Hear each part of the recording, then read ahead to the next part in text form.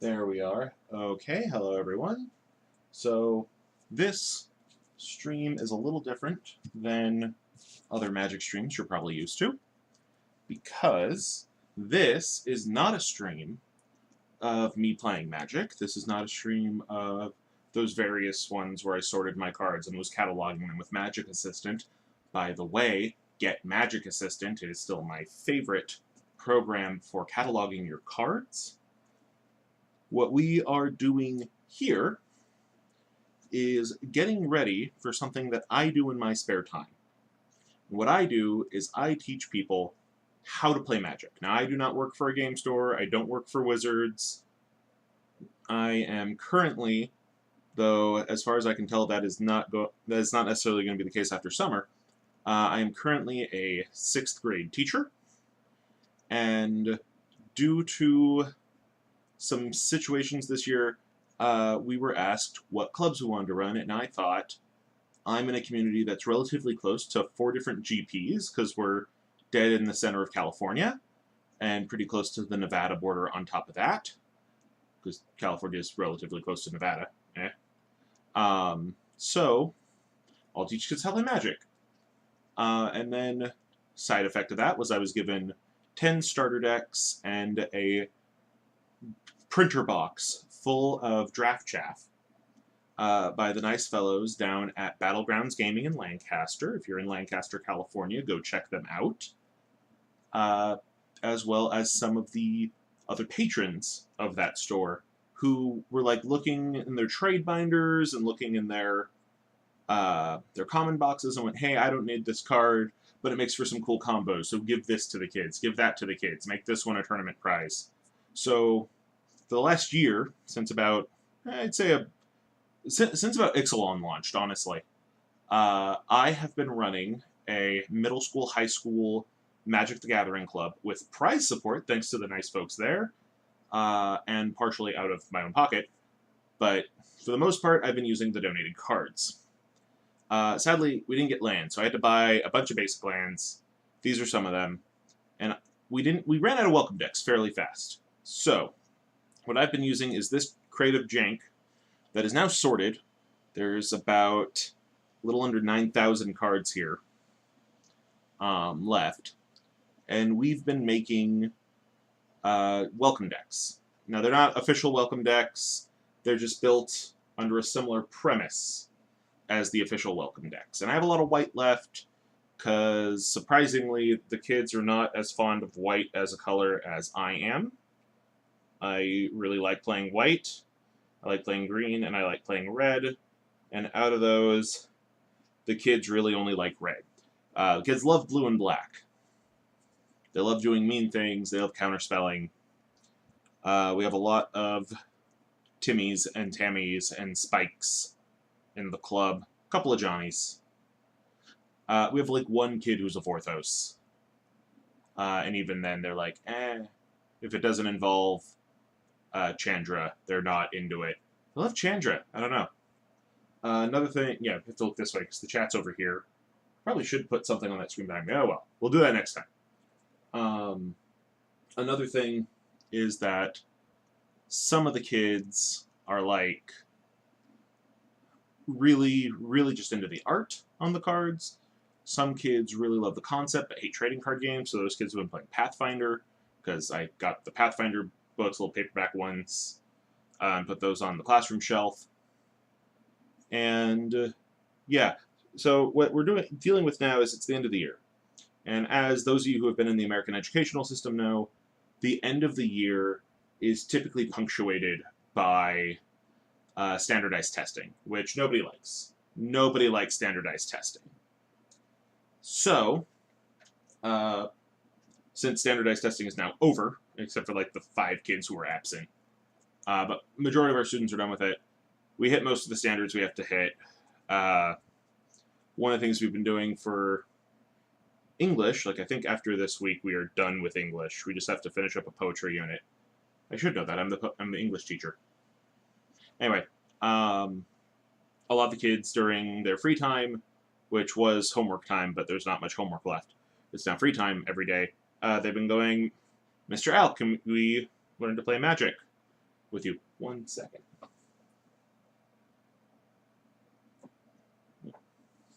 Anyway, there we're going, Mr. Alch. Can we learn to play Magic with you? And I've been doing that, and I have run out of everything but 5 white decks, 2 green decks, and a red deck. Which doesn't sound like it's a problem, but what about the kids who want to play black and blue? What about the kids who want to play red, and they don't get the 1 red deck? Anyway, so the first thing that I've come to find out is if you want to teach Magic, you have to play Magic. I know that seems like the most obvious thing in the world. Like, I'm telling everyone here, hey, if you want to respirate, you have to breathe. That's kind of obvious, too. But if you want to learn Magic, you got to play Magic. And, sorry, if you want to teach Magic, you got to play Magic. If you want to learn Magic, you got to play Magic with somebody who knows Magic. Or somebody who's really good at reading a rule book. There's not a lot of people like that. So, we're going to assume you know somebody who knows how to play Magic. And if you're watching this, if anything, can you give me people in the chat using your emotes? I would like to get a little review of who knows how to play Magic and who knows and who doesn't know. If you know, give me a smiley face. If you don't know, give me a heart. I'll give you guys a few moments to put that up in the chat. So, I'm going to talk first to the people who know how to play Magic and want to teach it to somebody else. People who want to learn how to play Magic, chill for a second, we'll get to you. The first thing you need is you're going to need decks. And I've learned in my experience, the rookie decks are great for teaching the basics.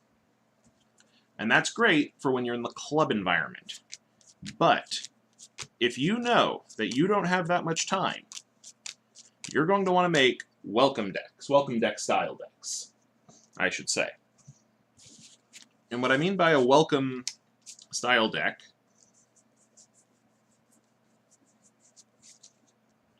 first, you're going to want 13 basic lands of 1 color. So we have here 13 islands. And that's off frame. 1 second, let me adjust the camera. That's better. That's much better. Okay, this is a whole new type of stream for me. I'm not even used to using this camera as an actual camera. This is normally our card recognizer, which you'll notice the card recognizer program is running, but it is not connected to the camera right now. That is specifically, so I can go into this folder where I have nearly every Magic card picture. No, I say nearly, because like basics, I only have a couple of basics. Whatever, right? But then that way, what I can do is I can go to a set, extract the files, and then drop them in. So that if I were to, say, later pull an Artificer's Epiphany out of our box of jank, I can put it up on the screen like that, and y'all can see it. And then that way, you're not completely relegated to these. Now, the basics, I'm not going to do that. I'm going to work under the assumption you know what a basic land is if you are here to learn how to teach. If you're here to learn how to play, basic lands are your most basic cards. There are 5 types of them, sometimes 6, mostly 5, sometimes 11. Ignore snow. Snow is weird. There's 5. You have plains, mountains, swamps, plains, islands, swamps, mountains, forests. So white, blue, black, red, green. You can see on the screen right there, that side. I'm getting used to which way the camera's situated. There's the little circle on the back of the Magic card. That is your color pie. Typically, your cards are going to... Traditionally, the idea was that you play well with the colors touching your color, and you don't play well with the colors opposing your color, but whatever. The basic lands are how you get mana. You need mana to play cards. For those who already know, welcome decks. You need 13 lands. Every welcome deck ever, at least in the last 3 years, uses 13 lands. So we have here a stack of 13 islands. Now, I also have, over here, let me pull out one of the boxes of cards. Of course, I put the blue commons on the bottom, because that's how I would do this, isn't it? See? Blue commons for the kids. I'm going to pull out a nice stack of blue commons here. Now, I have gone through and looked at Welcome Deck 17s, all the deck lists. And I have listed in another window that I'm going to pop up here in a second. See if I can do that. Give me a window capture. Add source. Go put it right there.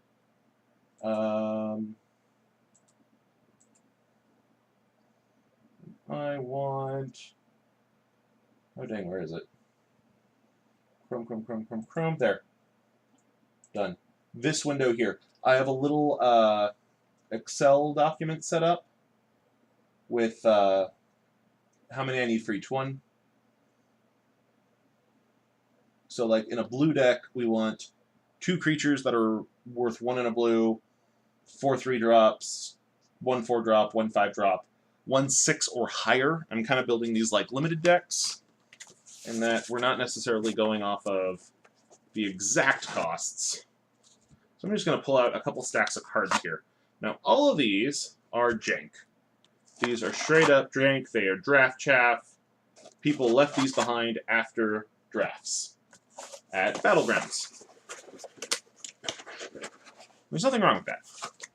In fact, I got the idea from it because of the professor from Tolarian Community College, who is part of the reason I started the whole club in the first place, because he's just a bit of an inspiration.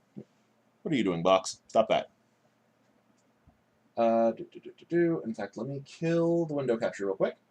And let me go down here to camera 2. I'm going to move it a little bit so it's more right there. Yeah, that looks good. Okay, so now you guys can see a bit more of my working space. Okay, so I'm looking at my list. It's telling me what kind of cards I need. First thing I need is 13 islands. Now, the other thing is I'm going to look at cards, and I'm going to see, are there cards that do not work in a welcome deck? For example, Blinding Drone here. Yeah, he's technically a blue 2-drop, but I don't want to deal with devoid of no color right now. So a lot of the Eldrazi, they're out. On the flip side, we have Clutch Occurrence here. Clutch Occurrence, you see, is a little bit more useful to us because, and let me see, that one was Battle for Zendikar? I believe that's Battle for Zendikar. So let me get to my battle cards, and I'll pull that out here. So Clutch Occurrence has a very simple effect for a very low cost. Right? It's 1 mana, and we can return a creature to its owner's hand. That is easy for a kid to understand. That's easy for a new player to understand. The Awaken cost, little much, but now they have a card that can be a bit more interesting. By the way, the point of these welcome decks is you're going to give them to the person you're playing with. You're going to give them yours and theirs. So they're going to walk away with a 60-card deck they can bring to the kitchen table, maybe to a modern game, but they're not going to do great. Don't expect them to beat, what is it? I think Human Tribal's still the top modern deck. Yeah, don't expect them to beat that, but oh well. So like Clutch Occurrence, we would want. If we look at our list, it doesn't say we need any 1-drop non-creatures, but we could count this as our 5-drop creature. Because that's what it is. For 5, you can also turn a land into a creature, so why not? So we're going to start separating out creatures from non-creatures. Like this guy has energy. I don't want to deal with energy. Energy's fun. We're not going to worry about it. Compare that to Vidalcan Artificer, who he's from Kaladesh, one of my favorite sets. Let me pull up him real quick. Do I really have Kaladesh ready to go? I did. Fantastic. The reason I really like this guy, even though he's just a common, yeah, he's a bear for 4. That's not great. But he's also a cantrip, so might as well. I mean, what's the worst that's going to happen? So, yeah, what we're doing right here is we are just going to sort out our creatures from our non-creatures. And what we want to do is, once we have gone through this, we are going to start looking at this as what are cards that have too confusing of mechanics. I just put an instant in the creature pile. You're going to see me do that kind of mistake a lot today. Anyway, we want to look at this as what mechanics are too weird. Now, there's sometimes that it's kind of iffy. Make a couple decks with it, make a couple decks without it. Like tokens. I love tokens. Tokens are great. But don't overdo it. Make a couple without tokens. Flying and Flash? Great. Keep Flying and Flash every day of the week. Now, one thing you'll notice is I'm purposely only looking at blue. This is 100% mono blue. We will not be adding any artifacts to this. I love artifacts. Artifacts are great. We are trying to keep this simple. And in my experience, artifacts, planeswalkers, and equipments muddy the waters. They're going to get too confusing. We don't want to deal with that. You may also notice that a lot of these are cards that rotated out of standard last year. That's part of why we got them. And I just realized I just took a whole bunch of sorceries into this pile of creatures. Let's fix that. So yeah, there's some sorting you're going to have to do. Now, with your own cards, if you have a large enough collection to do this, and you're only teaching like 1 or 2 people, yeah, I'm going to ask you to go look into your cards, look into your chaff, and see what you don't need. Or if you really don't have any cards like that, you totally need every single one, go draft. Just go draft for like cheap. Well, I mean, you can't draft for cheap. Draft's going to be like $15, no matter what you do. But go enter a draft. And then ask everyone when you're done if you can have the chaff to make these little decks out of. In fact, ask them if they want to build the little decks with you. That's going to be a huge help. Trust me on that. So, we are putting together all of the cards, and we're going to be dealing with another thing that you're going to have to think of here is the two types of cards I just said not to use are perhaps the 2 most interesting kinds in Magic. They're the ones that make Magic Magic and not Yu-Gi-Oh! Or Pokemon or Force of Will, because there are no Planeswalkers anywhere else. I have not, at least in my experience, I have not seen a card that comes close to a Planeswalker in any other card game. I have not seen a card... I've seen some things that kind of act like artifacts. Nothing really acts like equipments. Those are very much just Magic mechanics. And because of that, taking those out does make Magic a little bit more generic. I will grant you that. But, at the same time, there's also the level of, you know what? We need to make this simple. You want them to have artifacts? Okay, give them a small pile of artifacts, maybe some other cards and other colors later. Do that after they've gotten the hang of it. Same with Planeswalkers are another kettle of fish. Because, one, the ones you can get for cheap are going to be crap, and the ones you can get for... the ones that aren't crap are going to be worth a lot. Are Planeswalker decks a good idea? Maybe.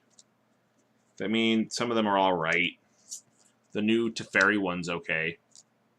But, I don't know. Personally, I wouldn't bother with Planeswalkers for a while. I think we have enough to do at least 1 blue deck right now. So, we're going to move this to the side. We're going to move our non-creatures over here, out of view. We're going to move Clutch of Currents. It's a cool card, but I don't want to deal with it right now. We're going to look just at creatures. Clutch of Currents is okay, but now that I'm thinking about it, Awaken is a weird mechanic. We're going to ditch that. So we're going to start at the bottom, work our way up. We need 2 cards worth at least 6 mana. And right off the bat, we've pulled out a great one here, which is Deep Sea Terror. Deep Sea Terror was in Magic Origins, and it is very much a blue card. We just look there, it is 4 and a blue for a 6/6 that can't attack unless you have at least 7 cards in your graveyard. That's pretty useful. I'd go for that. I personally would feel good with him on my side. Now we need another one that's 6 or higher. So we're going to look through this whole stack here. And yes, I'm working my way up from the big ones to the little ones. And that's the other thing. Don't worry about duplicates. Don't worry about playsets. We're building a deck to learn with. We are not necessarily building something to be competitive with. We are not looking at this as, oh, this is totally going to wipe the floor with anybody at F&M. No, don't do that. What you want to deal with right now is getting people excited. That's part of the reason why, in my opinion, with some exceptions, welcome decks should be singleton. You should treat this like you're building a commander deck, or a Canlander deck, or a Brawl deck. You want this to be something special. You want this to be something that every time they draw a card, unless it's an island, it's something new. And if you can, don't match the islands. Make them exciting. Make them cool looking. And I know. There's some people like, oh, you don't match your lands. Personally, I never match my lands. I think matching lands is defeating the point of lands. But that's just me. If you want to match your lands, go for it. So the one I just put in here is Silverland Snapper. Silverland Snapper is a 6/6 for 6, but he's a 5 and a blue. He can't attack unless you've cast a non-creature spell. So this is going to take care of our 6 plus. Get back in there. Just threw a card out of my hand. This is going to take care of our 6 drops for creatures. Now we're going to look at 5 drops, and I found one while I was looking for Silverland Snapper there. I found 2 very good candidates here for our single 5-drop for the deck, to the point of I think I should separate these guys out, he said as he passed like 12 of them. And the 2 I'm looking at, one is this here Aven Surveyor. He is just really cool, honestly, because yeah, he's a 2/2 for 5. You're dealing with a card that is not the best. We are dealing with purposely underpowered cards here. Should we get stronger cards? Maybe. But we're dealing with cards you're not going to miss. And I can't imagine there's a lot of people, unless they're playing Bird Tribal, who are going to miss Aven Surveyor. He's a 2/2 Bird Scout with flying. When he's the battlefield, you can either give him a +1/+1 counter or bounce a card. That's very blue. It's a little green. Because he's... I'm going to guess he's Sultai, honestly. There's no watermark, but I'm guessing that's what they're going for. But, you know what? Getting a 3/3, not bad. Get a 3/3 with flying, definitely not bad. Or bouncing, also not bad. If you play a guy with 1 card on the field and you can get this guy out, you're set. Stormrider Spirit's our other side. He is from Shadows over Innistrad. I am kind of running between folders here because there were too many cards for me to sort this properly. And Stormrider Spirit is a 3/3 with flying and flash. And he should be popping up on the screen in a moment. There he is. 3/3 Spirit, flying and flash. Straightforward. Just very straightforward. We have to pick one of them. Honestly, I think with having a Sea Serpent and a big creepy turtle, our Stormrider Spirit fits the bill for this deck a little bit better. And I'm going to put the Aven Surveyor on the side. In fact, what I'm going to do now is I'm going to pull out all these Aven Surveyors because they are cool and they will help us make a lot of fun blue decks. And there's a lot of things I'm doing here that you're going to look at and go, that is completely unnecessary. And you know what? You're right. But, you know what else is unnecessary? Teaching somebody how to play Magic. It's also unnecessary to make these instead of just go buy the $10 thing from the $10 starter kit from Target. But, you know what? The fact that you get to pick these cards, the fact that you are the one going through here, card by card, and picking what you think your friend would get excited for, and potentially doing a better job than Wizards themselves, is part of the reason you're doing this. And there's some other parts of this that are unnecessary, but you know what? The unnecessary parts make this fun. At least in my opinion. Alright, so next we need a 4-drop. We have a lot of options for 4-drops. We have Lotus Path Jin, who is a 2/3 with flying with prowess. Personally, I think prowess is a little bit of a tough mechanic to first teach people, but it's doable if there's like one card in the set. And yes, I'm pulling out all the 4-drops right now as I go through these, so that we don't have the same problem we just had with the Storm Rider Spirits and the Aven guys. Here we go. We have Drownyard Explorers. My problem with them is that they investigate. And oh, I apparently have a TA right now. So can you separate these out by mana cost? Mm-hmm. Thank you. Mikella is done with her thing, so she's helping me now. Yes, so we are now putting together these. We have our 4-drops. I'm going to look at these 4-drops. As we have Drownyard Explorers is okay. We have Silent Observer. He's a 1/5 with flying. He's all right, but we already have Storm Rider Spirit here. So on the one hand, you could go for some synergy. On the other hand, you could give something else cool. Let me see. Do we have other 4-drops to look at? Mm-hmm. I did mention we had that Nimble Inventor earlier, didn't we? Oh, hold up. Oh, nothing important there. All right. Nimble Innovator, I think, is the way we're going to go here for our 1/4-drop, because he's a 2/2 that's a cantrip. You get an extra card when you play him. He's going to help you move along. That's a lot of blue right there. Counterspelling and drawing more cards.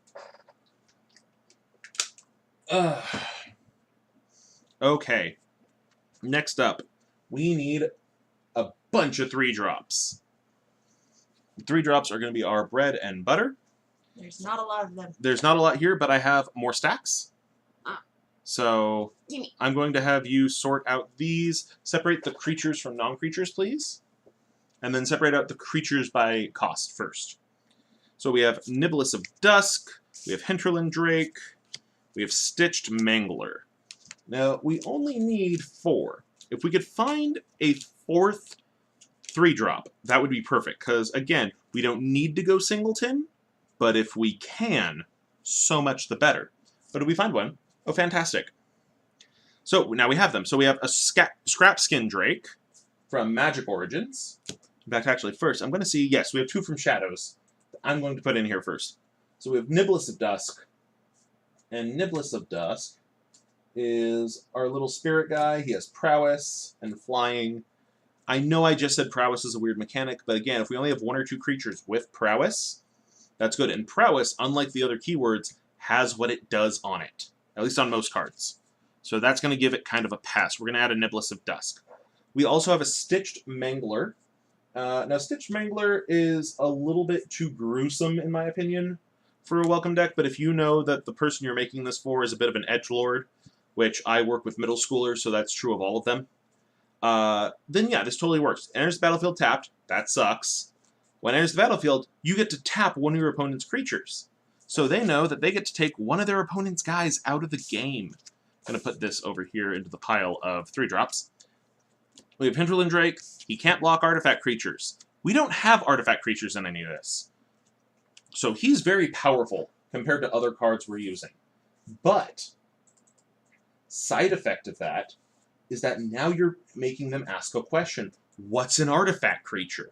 They're going to want to know more. You're dropping breadcrumbs here. And finally, we have our Scrap Skin Drake, which is hard for me to say for some reason.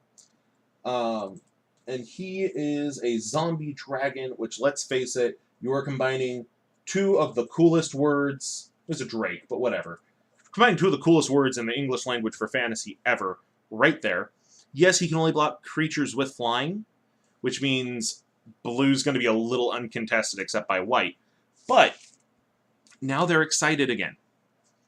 Now we have given this new player a bunch of cool things. Let's look at our cool things so far. We have a zombie dragon. We have another dragon. We have a creepy zombie. We have a ghost. We have some cool blue dude. We have another ghost. We have a giant turtle. I love turtles. I'm fine with that. We have a sea serpent. What more could you want? All right. Now we're going to need some 2-drops. And I'm feeling you're pulling a lot of 2-drop creatures out, yes? Possibly. Okay. Hand me some creatures so I can pull out some 2-drops. Oh. I have this whole stack for you. Thank you. That would help. Sorry. All right, now we have Furtive Homunculus has Skulk. That's okay. I don't want to deal with that. Oh, look, Tattered Haunter, another ghost that has the same power as that Drake from earlier. Yes, please. That helps here. That is definitely going to help us get what we want out of here. So let me see here. He is under T. Boop, boop, boop. Yeah, I have to do this manually. Again, there's too many different sets here for the card recognizer to recognize. Tattered Haunter. He's a 2/1 for 2 with flying. He's fun. Then I think also a vanilla is a good idea. Or another one with prowess. So that kind of gives us two options here from what we have. We have Seagraph Scab or Jeskai Sage. Personally, I think we should save Jeskai Sage and just give the Seagraph Scab. It's not as exciting, but it's a cool zombie and a diver's helmet. Just pretty awesome. I'll go for that. We're going to pull him up here real quick and pop him into the reader. There he is. So that one gives you some flavor text, which is always fun. We're done with creatures. When I count this out, we should have 10 creature cards we just picked out for this deck. 1, 2, 3, 4, 5, 6, 7, 8, 9, 10. Okay. These are going to be somebody's first 10 creatures they play with. That is what you are doing right now. You are making it so that some player somewhere, that probably one you know, because that's how this works, will have these 10 cards. And they will be ready to play. Alright, so I'm going to put these 2 drops over here. And I'm going to pull out this thing of spells here, because we need some not creatures. Why do we need not creatures? Because they're not creatures. And really what we should aim for is a couple 3-drops and a couple 4-drops. But cheaper is okay. So, an instants and sorceries are what you would really like for blue. Though, you know what? Counterspells can be a lot of fun. That right there is Rakshasa's Disdain, which, while not the best counterspell, we're not dealing with, you know, counterspell. It is still useful. It is still going to get them the idea of, if you're playing blue, you can stop people from casting spells. Can you sort these? These are all non-creatures. Oh, Alright, right. That makes sense. Okay. So we have this. You know, I shouldn't have handed that to you, because I kind of need those. No, I got another pack here. I got another set. Alright. We also have Convolute, which does something very similar. And in fact, out of the two, I kind of like Convolute better. Because it is easier to understand as a card. And Convolute, you know, I might actually just put Convolute in there as our choice. So we have that. Because we need 2 3-drops. If I can pull another 3-drop out of here that is not one of those, that might be better. But oh well. I've got some 3-drops that I've found. Oh, here we go. Drag Under will do the job nicely. So we're going to put Drag Under in there in the place of Rakshasa's Disdain. We can still use that in another one. But this one, return target creature to its owner's hand and draw a card. Get a draw card and bounce. That is very blue right there. Now we're going to look at some 4-drops. 4-drop instants, maybe some cheaper ones. Because we want to mess with things.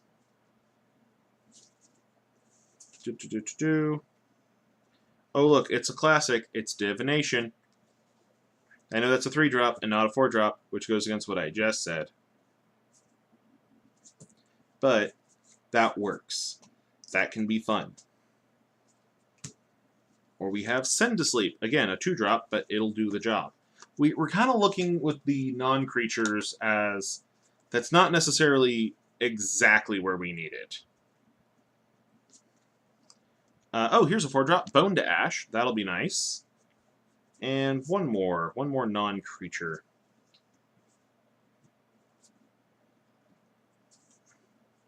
You know, how about Dispel? We're going to make this one very dispelling heavy. So give me a second, I will show you these cards we have picked out. We're going to start with Divination. This one is actually the Dark Arisen? Dark Ascension, I always say that wrong. Version of Divination. And yeah, you might need to explain that the card frames used to be different. But there you go. Then we have the Battle for Zendikar version of Dispel, which is fun. It's nice. It does the job. And then we have, from Magic Origins, so I have to jump to a whole different folder. 1 second.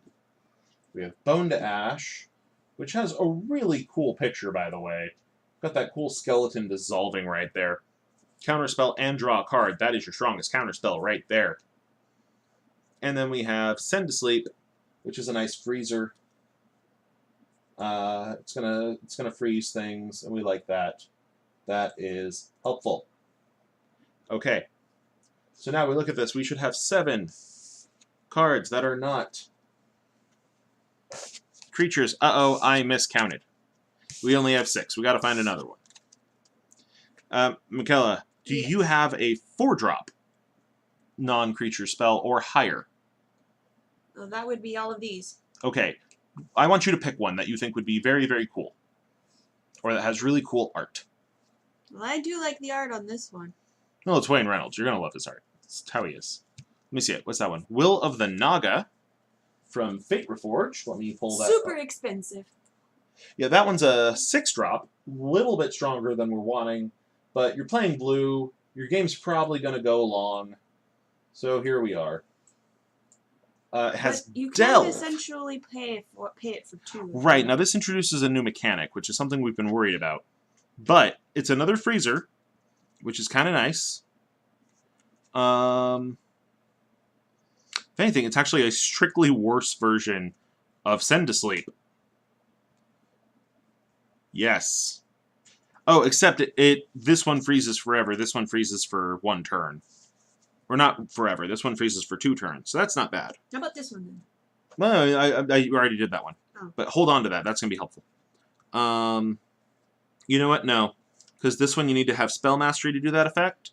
This one, you don't. So yeah, you know, let's double up on the effect. Because sometimes you need a less good effect. So there we go. Now we have, in our hands, a starter deck. Is the starter deck going to win tournaments? No. In fact, it's half the size it needs to be. But, is it going to help somebody learn how to play? Yes. I'm going to show you exactly how that's going to work. We shuffle. We would walk somebody through very quickly like this. Teach them you're going to want to shuffle. Teach them not to do that thing. You know the thing. We don't do that thing in Magic. And if you do, stop it. It's like, nah, it's your game, whatever. Oh. If you were the one Well, who paid for I found out something. Apparently this Skigrath scab was used as a proxy by somebody. So, let's kick him out of here. Because we're not going to sleeve these. And let's pick another 2-drop real quick. 2-drop monster? I got one. We'll give him that Jeskai Sage instead. There we go. Actually, we have the Will of the Naga in here. Let's give him the Sultai Skullkeeper. Because that makes you ditch cards into your graveyard. That's a bit more appropriate. Do you have more cards that need sorting? Oh, yeah, a ton. Gimme. Alright. 1 second. As I make sure not to accidentally put the deck we just put together into the cards to sort. Here you go. Alright. Put these to the side. Okay. We would shuffle this. And the first thing I do is I tell them if they have less than 2 lands in their hand, that they're going to mulligan, and then I explain what a mulligan is. So we look at this. Oh, look, 4 lands. That's plenty. We're good. Now we look at the costs. You know what? will be okay. I would do my first turn. I would play an island. I would tell them that I passed. They'd go to them. They'd draw. I'd walk them through the turn. Tell them, okay, now it's your turn. You're going second, so you're going to draw a card. Now, if you have a land, play a land. You're playing, I tell them whatever color they're playing and what that type of land is. I would then explain that when they get more cards, they're going to find out there are more lands than just those 5, but they're going to want to look into those. Then it'd be my turn. I would draw. I would play another island. Then I'd wait, because this is what I have. I have a bunch of instants and sorceries and islands. I'd pass again. It goes to them. They'd play whatever they're going to play. I walk them through how costs work by telling them that when you read this up here, that's a cost. You'll see on my little frame up here, I have a cost. I gave myself the cost of 8, a green, a red, and a blue, because I went through 8 years of college, so I cost 8. As for green, red, and blue, we had a long discussion about this, Mikella and I. Those are apparently my colors. Not necessarily in that order, but whatever. So I'd ask them, do you have anything that says 1 blue or blue blue? And I'll tell them by blue, I mean the water drop symbol. That water drop symbol. Right there. I guess I have it right there. That symbol. And they'd say no, and they go, or they say yes, and I'll tell them, okay, then you're going to tap this 90 degrees. That says you've used that point for this turn. And then you would play the card. Then I'd walk them through what that card's going to do. And I'd tell them right off the bat, yes, this is going to be overwhelming. This is a hard game, but it's a rewarding game. It's a fun game. Once you get the hang of it, you're going to do great. Okay, so now we have our deck done. What are we going to do with this? Well, that's where this part gets weird. See, I've come to find that people like to open things. So, I have over here in front of me a big thing of Costco brand food wrap, because Costco sells everything in bulk, and there's way too much of it here. So, I'm going to pull out this plastic wrap. Going to put the deck of cards right in the middle of it. Going to fold over, pull it around the back, flip it over. Just do a little simple fold there. Bam. Now they got something they can open.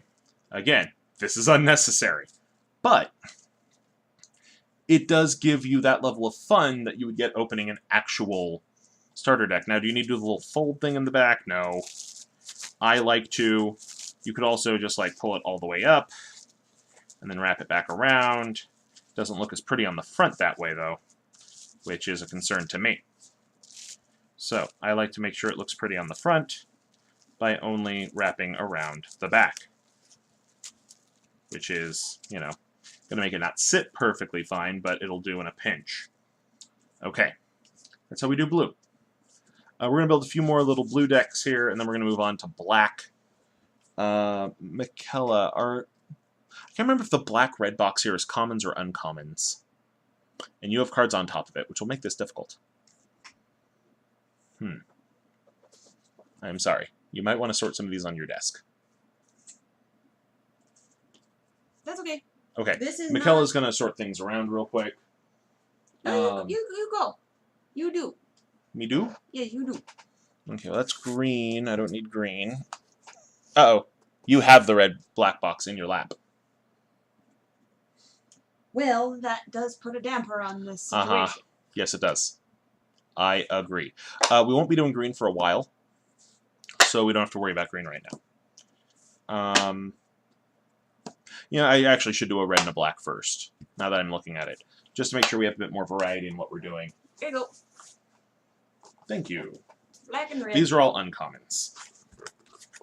Really? Check this. Oh no, these are commons. I wrote uncommons for some reason on the label. That was wrong. That was wrong of me. Don't do that. Okay, so we're going to pull out big stack of red. We're going to pull out a couple big stacks of red. We're going to do red next. Do I need black more? Yes. But did I touch black first? No, I touched red first. So we're going to do red first. Ugh. Of course, anyone in the chat is welcome to ask any questions they may have at this point. Yes, this class is going on for a while. That's how we do. But that's just how we are here. Things are going to go on a while. It's fine. In fact, 1 second.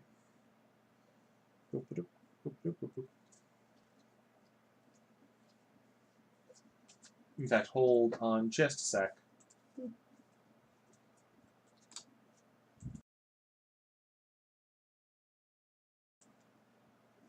And we're back. Welcome, everyone.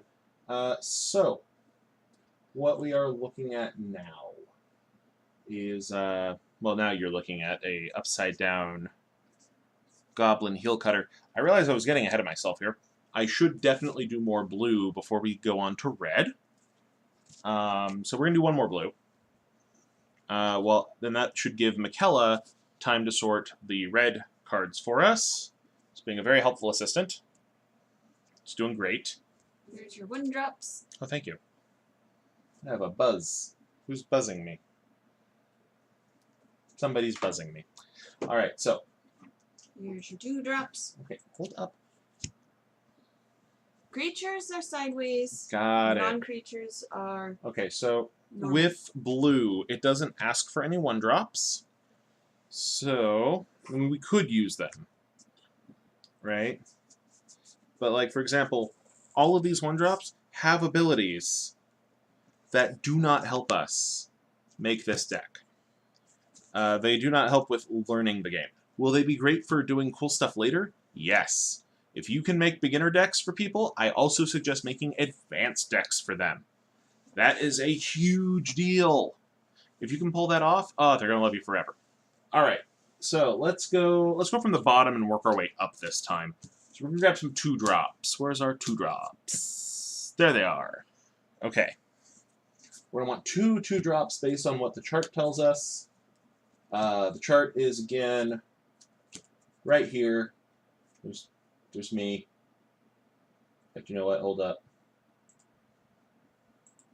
Gonna chop some of that off now that I'm considering it.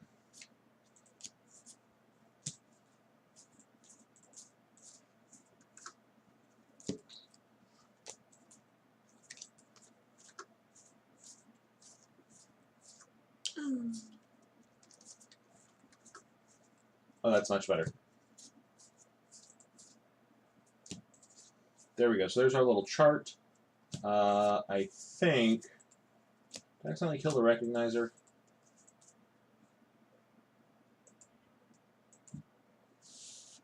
Hold up, I need to reset the recognizer real quick. There we go. Okay. So there's our little chart. See here, it says we need 2 6-drops or higher. Now I'm looking at... Sorry, I went backwards. You want to look up here. Whoop. It's 2-drops. We want 2 2-drops. Full stop. So, again, we're going to avoid devoid. Avoid devoid. We have a Jeskai Sage. We have Screeching Scab. We have Wetland Sandbar. Sultai Skulkers. We've got a couple really good options here. There's some of these that are just great options. Oh, look, Maritime Guard. Classic Merfolk. Who wouldn't want that? A Skigraph Scab that has not been used as a proxy. Also fantastic. So yeah, there's a lot of options here. Now, we are avoiding Devoid, we are avoiding Skulk, we are avoiding weirder mechanics. I know that's odd, but it's what we do. So I'm going to go through here and take out all the Blinding Drones and all the Furtive Homunculuses and Fog Walkers, because we don't need those. Those will not help us at this time. So they're gone. And I think the rest were in this stack, so...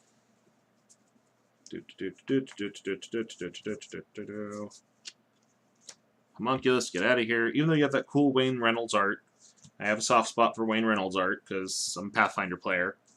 No, we don't need those. So, these I'm going to put to the side. Can we still use these? Yes, for when we build decks for new players that are not welcome decks. But Now we have a bunch of 2-drops. So, let's look at this. We could double up on prowess, but I don't think that's a good idea. I think having one guy with prowess is fine. So if we want prowess, we want either the Umara Entangular or the Jeskai Sage. The last one had a lot of zombies and a lot of ghosts. I think this time we want to go mermaids. I think what I would recommend Uh-huh. when you are making these decks Yes.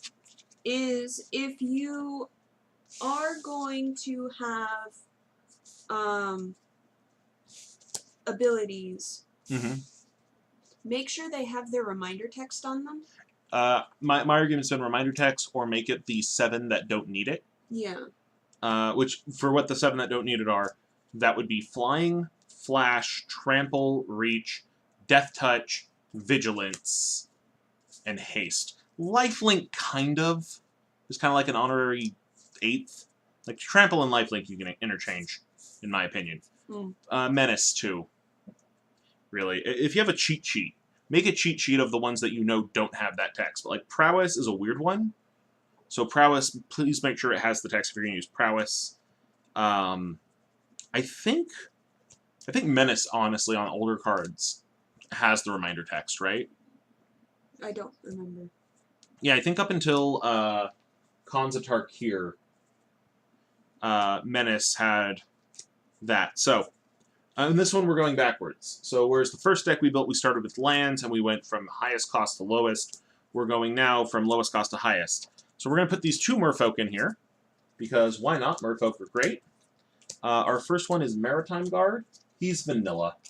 He is super vanilla. Actually, yeah. Let's put up him first. We have Maritime Guard. He's vanilla 1/3, which is very much a blue critter. What's a white one doing in here?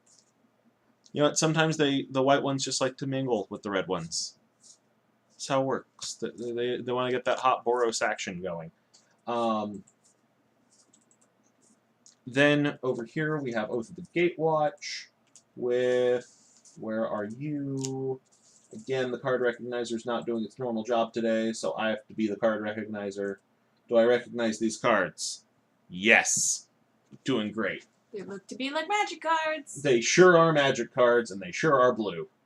There we go. So this one's a merfolk with prowess.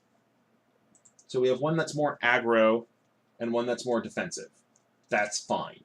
That's what you want right now. So we're going to put these right here as a stack with the other ones. Now, next one up we're going to want to put in 4 3-drop creatures, which is good. That's a good thing to have. We're going to put these up with the 2-drop spells. Where are our 3-drop creatures? Here they are. They're right in front of me. Open your eyes, dang it. It went like...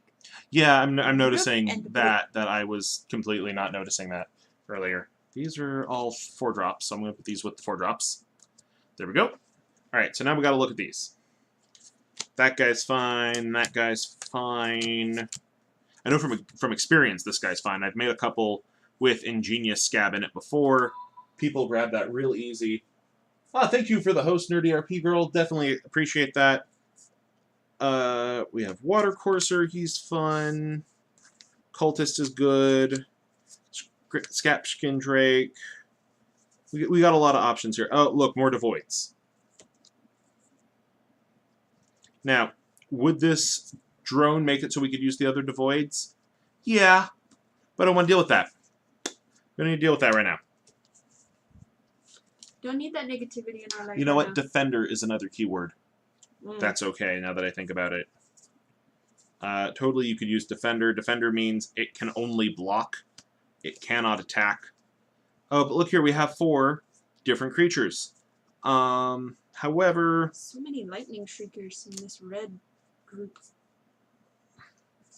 Sorry. I kind of want to replace Water Courser with this Ancient Crab. So now, we have the ability to teach people about multiple color pips, and about flying, about a couple other things. So, let's go through these real quick and pull up what we have. So first we have Oath of the Gatewatch with the greatest card ever, Ancient Crab. He's just a 1/5. Just a big crab. Anyone else want crab? Go for some crab legs. Anyway, then we have from Eldritch Moon.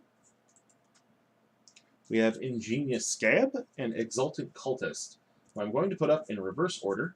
So Exultant Cultist, he's a 2/2 with upside, in that when he dies you get to draw a card. So you don't necessarily completely lose him. We have the Ingenious Scab, who has Prowess. We have another Prowess card in here. And he has a thing where you pay up 1 blue, gets +1/-1. So you can do that twice. Make him into a 4/1. Not bad.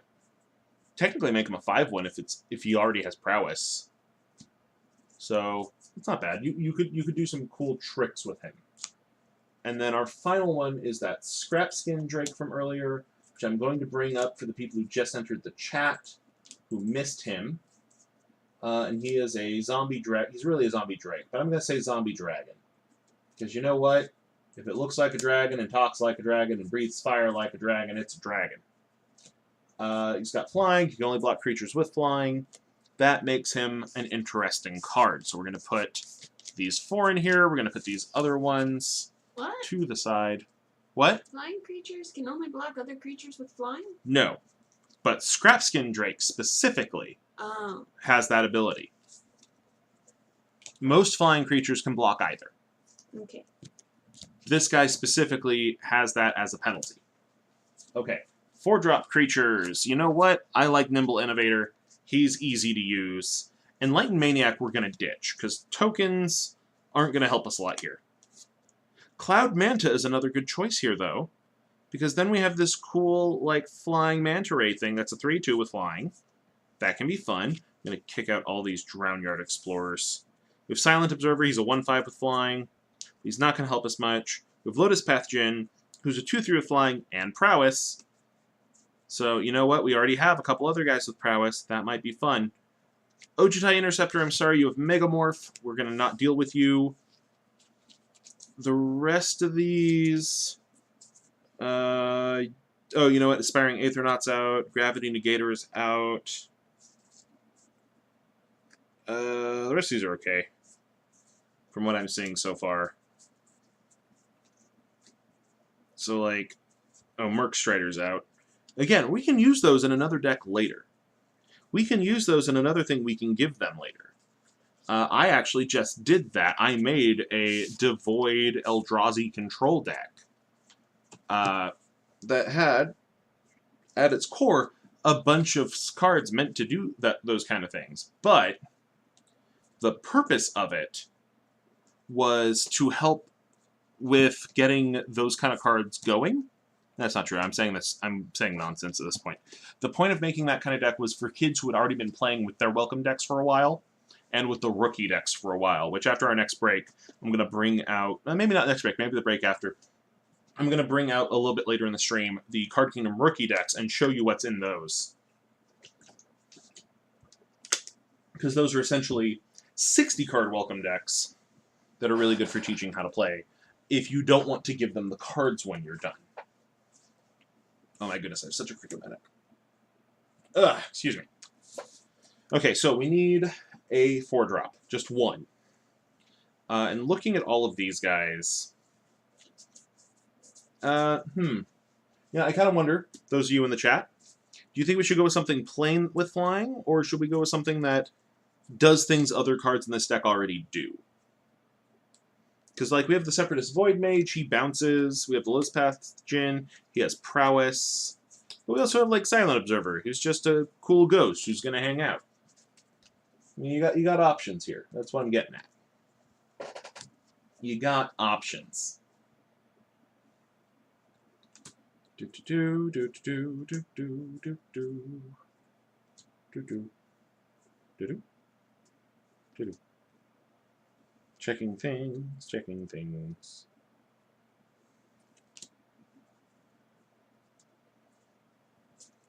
Yeah, you got options there. Oh, and apparently we got a new student in the form of one Space Panda. Got a follower, so hi Space Panda. Space How Panda. are you? That's an awesome name. I really like that name. That's a cool name. You know what? That must have been the other noise. Oh, they actually did that last night, apparently. during our magic stream. They must have done it right after we quit. Oh. So sorry we missed you, Space Panda. Glad to see you joining class. Hopefully we'll see you again in the near future. Okay, so I'm not getting any response from the chat, so I'm just going to pick. Personally, I think if we already have 2 creatures with prowess, having a 3rd creature with prowess kind of just nails that home as a blue mechanic. Mm-hmm. And you know what? I think prowess is a good theme to have in these. It's good to have a bit of a theme. You don't have to have a huge theme. You're not going tribal. You're not going like everything has to mesh. But it's good to have a couple things that pop up again and again. Like, I wouldn't give everything prowess. I just wouldn't. So, like, Ring Warden Owl and Whirlwind Adept, I'm probably going to save for another card, right? Dwar Isle Avenger, I'm looking at the 5-drops now, by the way, has Surge, but that requires a teammate. You know who does look really cool for this, though? Oh, I have the other ones here. Dispersal Technician. Could be fun, but he doesn't do much without artifacts. He's just a guy who can beat down.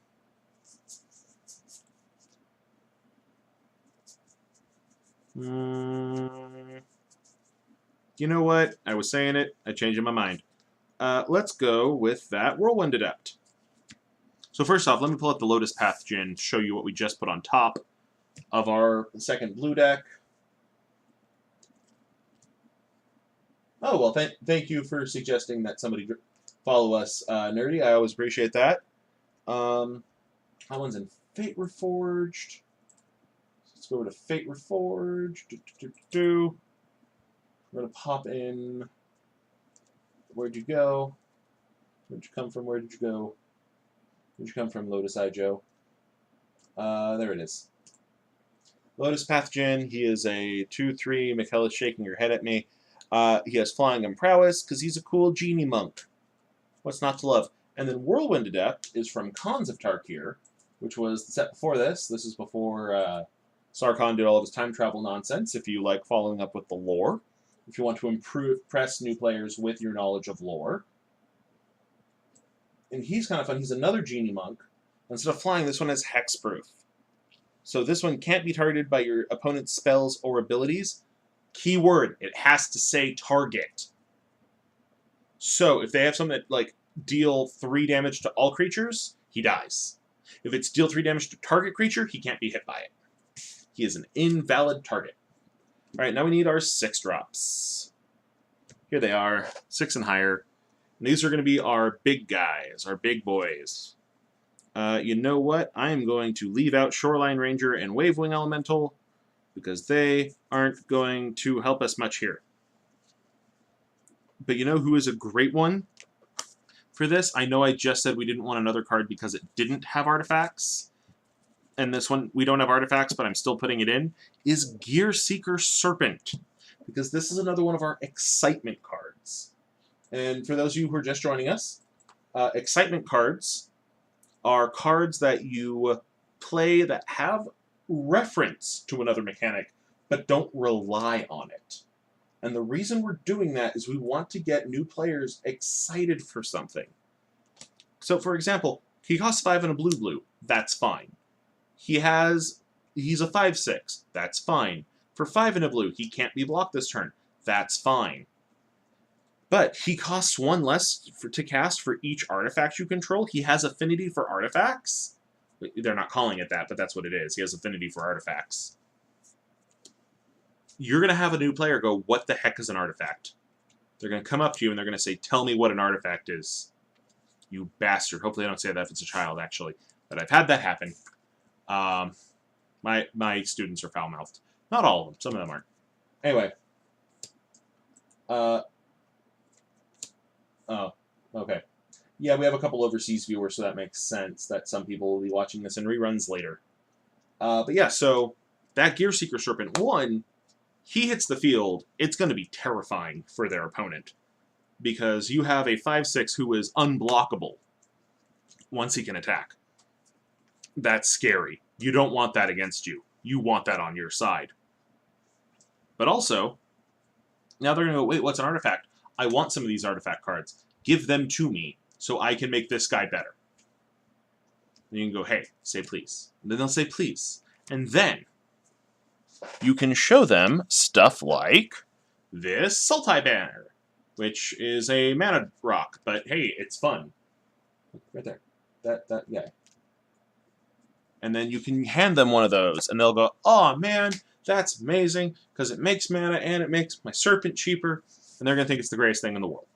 You may also notice that these are all basically pauper decks. Not saying you should bring these to a pauper tournament. I'm not going to stop you. Okay, so now we want about 7 not creatures. What do I mean by not creatures? Well, you'll notice that it's in the name. They're not creatures. And what we definitely will want them for is because we have prowess in this deck. And it does suggest that we have at least one. It says 5 4-drops. We're probably going to want one over 4-drop. And I would say our best bet for that is going to be Awakened Awareness. Awakened Awareness is this one here from Fate Reforged. I have to find in the folder. Wait. That's the Fate. Oh, Enhanced Awareness. That's why I can't find it. Because I said the wrong name. It's 4 and a blue to draw 3 cards and discard a card. It's fine. But you know what? You get to feel cool when you do it. We're gonna have that as our only expensive one for this. It's an instant, so you can do it on somebody else's turn, which is also fun.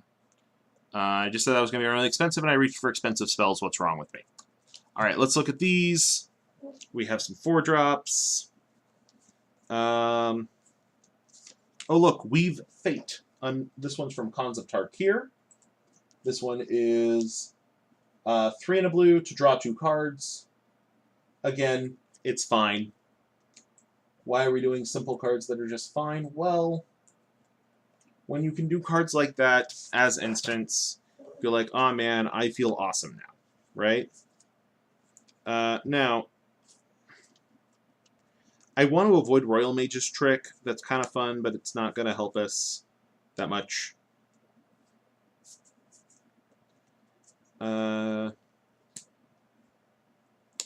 Failed Inspection could totally work, though, for another fun one. I think that's going to do it for us for 4-drops. It says to do 5, but I'm going to mess with this a little bit. So Failed Inspection is from Kaladesh. It has some really cool art with a Vidalcan on it.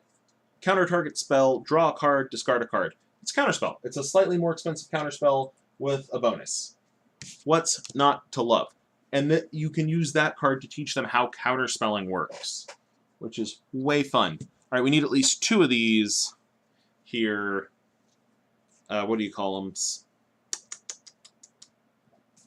We need at least 2 of these 3-drops. Oh, look, another Convolute. Convolute is great. I like Convolute. What Convolute is it is a very simple counterspell. Make your opponent counter the spell unless they pay 4 mana. And it's like, why not? Why not do that?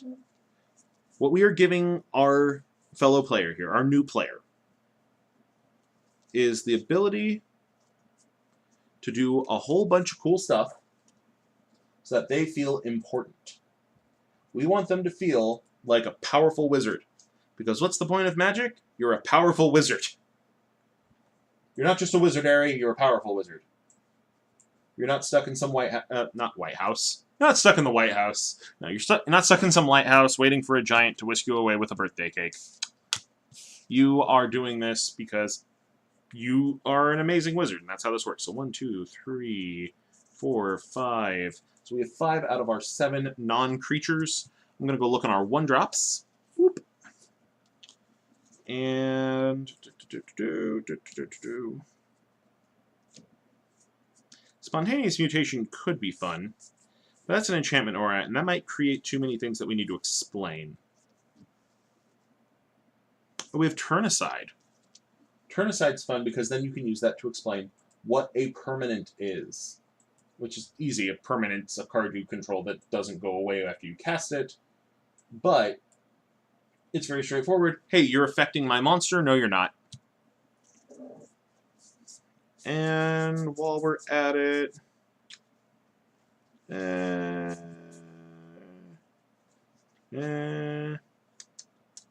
I think we're good there. Let's go expensive. Let's go back to the expensive end. What else do we have here in expensive stuff? You know what? This is another one of those ones that relies on artifacts, but they don't have artifacts yet. And that's Tezzeret's Ambition. And why we are using Tezzeret's Ambition, it is draw 3 cards. If you don't control a artifact, discard a card. Again, now it's another one of those, wait, 2 of my cards are talking about artifacts, and they're stronger if I have artifacts. What are these artifacts? Tell me, you crazy person teaching me magic. And then they're going to want to know. You want them to want to know more. Now, I know what you're thinking. Why do I want to keep... If you're here, you know why you want to teach people. Or somebody forced you to watch. So if you're in that second group, why do you want to teach people?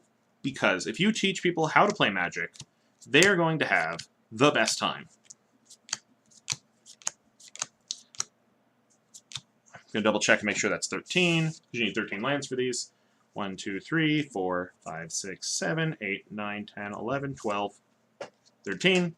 Bunch of different island arts. They're not all different, but there's enough different ones that they'll think it's cool. So that's 13, double checking that we have 1, 2, 3, 4, 5, 6, 7, 8, 9, 10, 11, 12, 13, 14, 15. Uh-oh.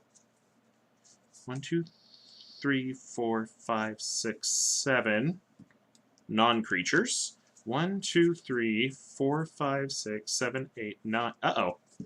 We're one short. How one short? Wait. Oh, because we're supposed to have 2 6 or mores. This is why you have to learn to count, kids. I messed up. I messed up. I messed up. So we already have a sea serpent in here. Were there any more? Was this all the 6 drops for blue? Mm-hmm. Oh, man. Well, let's give them...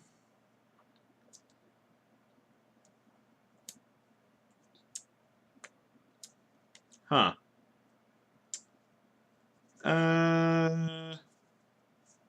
You know what? Let's go with the Sylvan Snapper, because he kind of synergizes well with the Prowess guys. Because he's that 6/6 turtle that can't attack unless you cast a non-creature spell. So if you already have your Prowess guys out, making it so he can attack makes your guys with Prowess stronger. Can you get me a sheet of the plastic wrap, please? And again, we're wrapping these in plastic wrap because there is nothing more exciting than unwrapping brand new cards. That's plenty. All right. So you want to be able to unwrap brand new cards. That's where you're at with this. Everyone likes unwrapping cards. We all like cracking packs. Let me double check. Mikella, do you like cracking packs? Oh, yes. Very much so. Hey, chat, do you like cracking packs? Somebody says, hey, do you want to open some Magic cards with me? Do you go, no, that sounds dumb. I don't need cards in this collectible card game. No, you're not like that. Everyone likes cracking packs. So we have 2 of our blue decks done. I'm going to put these to the side. Mikella's going to take care of this for me. Thank you. And... You're going in the Dominaria box. Oh, okay, that's actually a good idea. Then we can put them into the case later. Mm-hmm. Okay. Yeah, so we have that going for us. We have 2 blues down. Now we're at the point where making more blues should be faster. Because now we're going to go as fast as we can to make this work. Though, you should be thinking of this as I want to make sure I'm giving my friend the best thing I can give them. So there's our 13 lands. That was easy. Mm-hmm. All right, because of the sorting we did earlier, I can now go through and get our 2 2-drops. Real easy like. Oh, Seagrass Scab and Casting Trap. Done. That was easy. And let's do our 4 3-drops. Oh, look. Exulting Cultist, Ingenious Scab. Let's do Zephyr Scribe. And let's do Ancient Crab. Done. Oh, as for what Zephyr Scribe is, because we haven't actually shown him yet, He's a 2/1 with blue, tap, draw a card, discard a card. Whenever you cast a non-creature spell, untap him. So he does do well with the prowess guys. And we still have one guy with prowess. We're going to have one or two here anyway we do it. For our 4-drops, we're going to just grab the top one. Hey, Visane. Hi, Visane. Let's just put a Silent Observer on there. We're going fast on this one, which is my personal theory as to how Wizards makes theirs. Let's see here. Dispersal Technician. Nah. Stormrider Spirit. Yes. And then we need 2 of these guys. Let's go with that Shoreline Ranger and a Deep Sea Terror. That was easy. Okay. And now we're going to pick a couple 5-drop spells. Let's do Enhanced Awareness. And that's all we have. We have a bunch of Enhanced Awarenesses. So no. We want Singleton. You want Singleton for this because you're trying to excite people. The more excited they are, the more willing they will be to play later. And that's why also why we're not going with too many different mechanics. But we are going with... Did I not take an Enhanced Awareness off of this? I didn't. No, you didn't. You just put it That's back on in me. the pile. I screwed that up. Alright, Bone to Ash. Dreadwaters. Let's go with another Failed Inspection. That's 1, 2, 3, 4. 4 so far? I think so. 1, 2, 3, 4, yes. Alright, so we're going to need 3 more. Let's go cheap. Cheap, cheap. Alright. And yeah, this is faster now because now we've sorted them already. Now we have an idea of what we want to do with these. Actually, I like Visane's comment here of, yeah, that sounds stupid. Who wants to open a crinkly plastic pack with brand new pristine cards that still have that freshly printed spell? Definitely not satisfying. Nope, definitely No, not. of course not. Let's put a Convolute. Let's put a Drag Under. One more.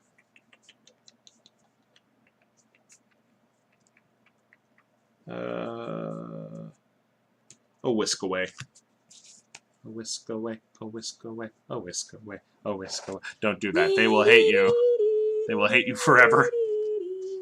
Now just double check. 1, 2, 3, 4, 5. 1, 2, 3, 4, 5.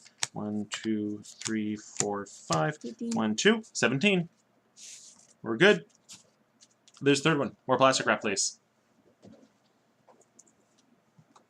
So that's what you're looking for with blue. Red, the numbers are going to be a little different. And the reason for that is blue is more spell heavy. Actually, that's not entirely true. Red's pretty spell heavy too. Green's the one that doesn't do a lot of non-creatures. Green's like so many creatures, you guys. So many. Is the plastic wrap hating you? Yeah. Want to try again? No. We have literally still at least 2,000 square feet. We bought it at Costco. All right. So we're going to wrap this up because we're trying to make this more like they're opening brand new packs. Put that into our pack storage box. Thank you. Everything's good.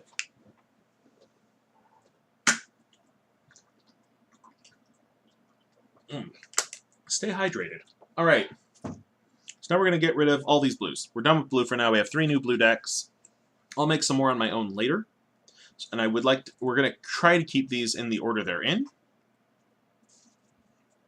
But we are going to be moving these to the side so we can get the red cards out. Because red is our next color to build. We will still make a white and a green later for examples, but for right now we're doing the ones I desperately need for teaching because I am out of black and blue, and I am almost out of red and green. Actually, I'm almost out of green. I should probably make more greens too, huh? Yeah. White, I have like 7 left. Kids do not like Kids white. do not like white.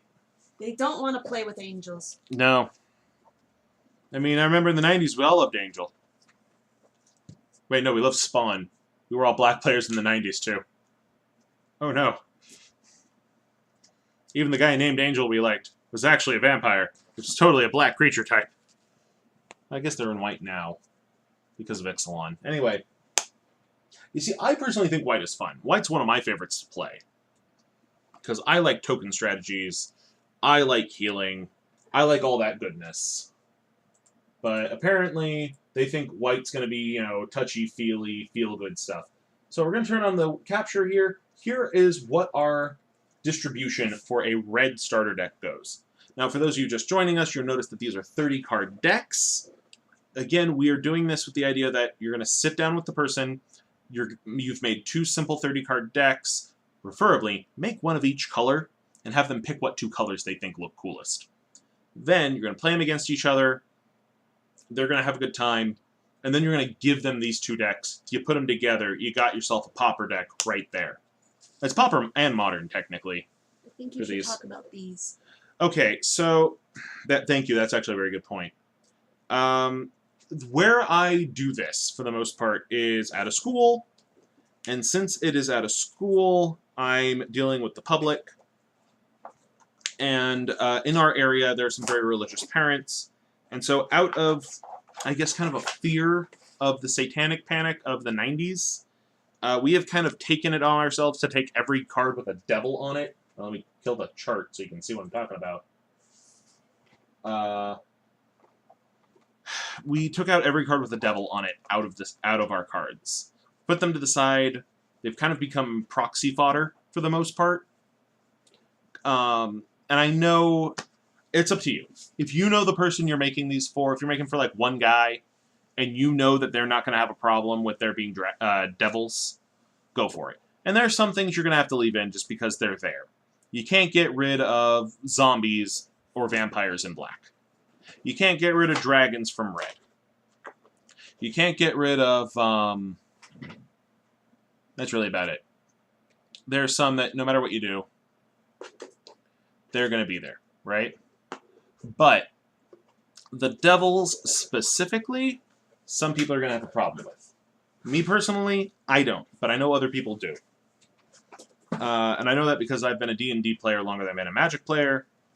And I was a D&D player in a fairly conservative area.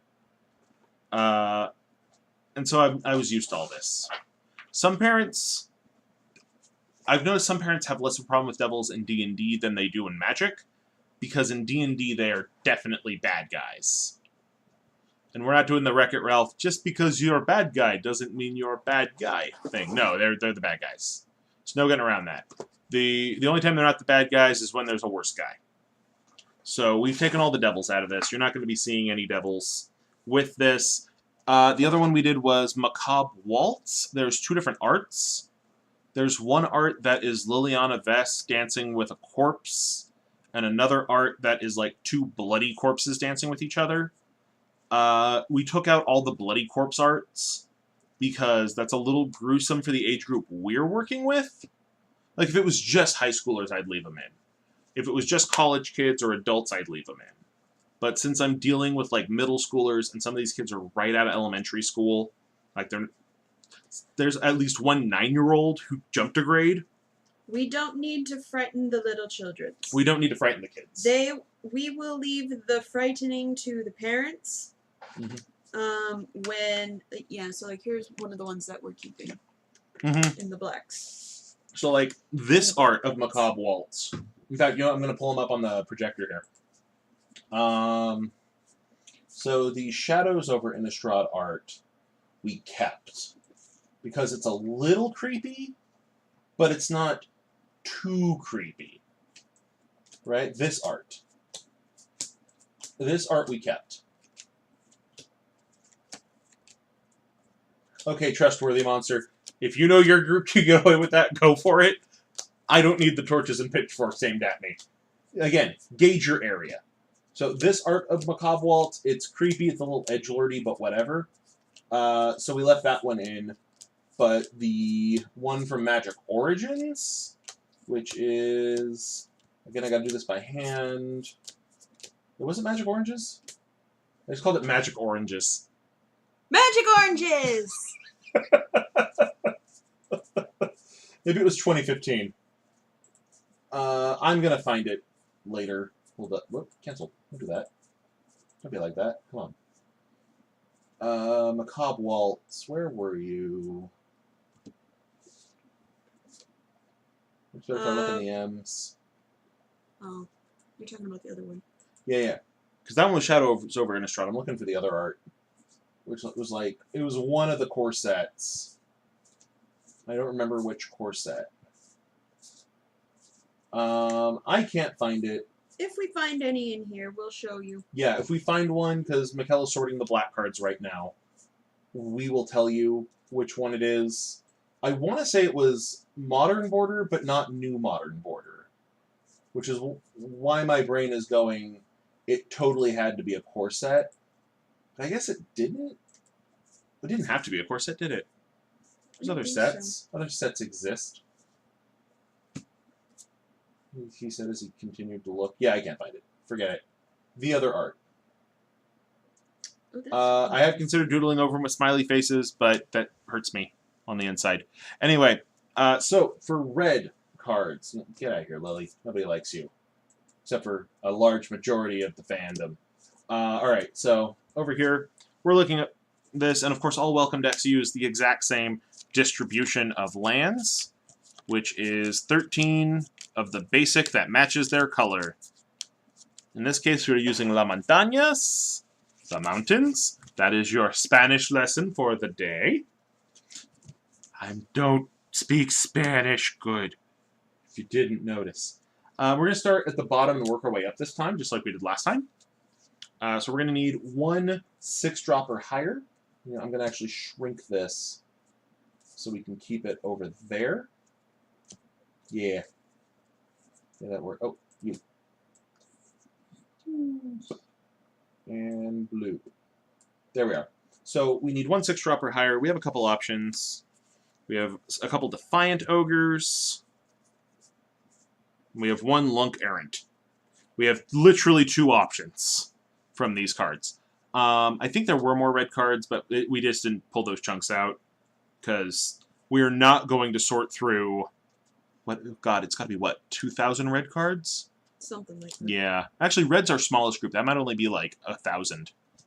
But either way, we're not doing it. There's a lot of them. There's a lot. I know there'd be more if we went into uncommon. We're just going to go with Defiant Ogre. Defiant Ogre is another one of those ones that we're going to call an excitement card. And the reason we're calling it an excitement card, as we've mentioned multiple times already this episode, is because we are trying to excite people with things that they cannot clearly see. In this case, artifacts, because we're not using artifacts. But they'll see this, and it's like, oh, pick 1. Put a +1/+1 counter on Defiant Ogre, so he becomes a 4/6, which is pretty nice. Or, destroy target artifact. What's an artifact? That's amazing. Now they want to know about artifacts. So there we go. We need a 5-drop.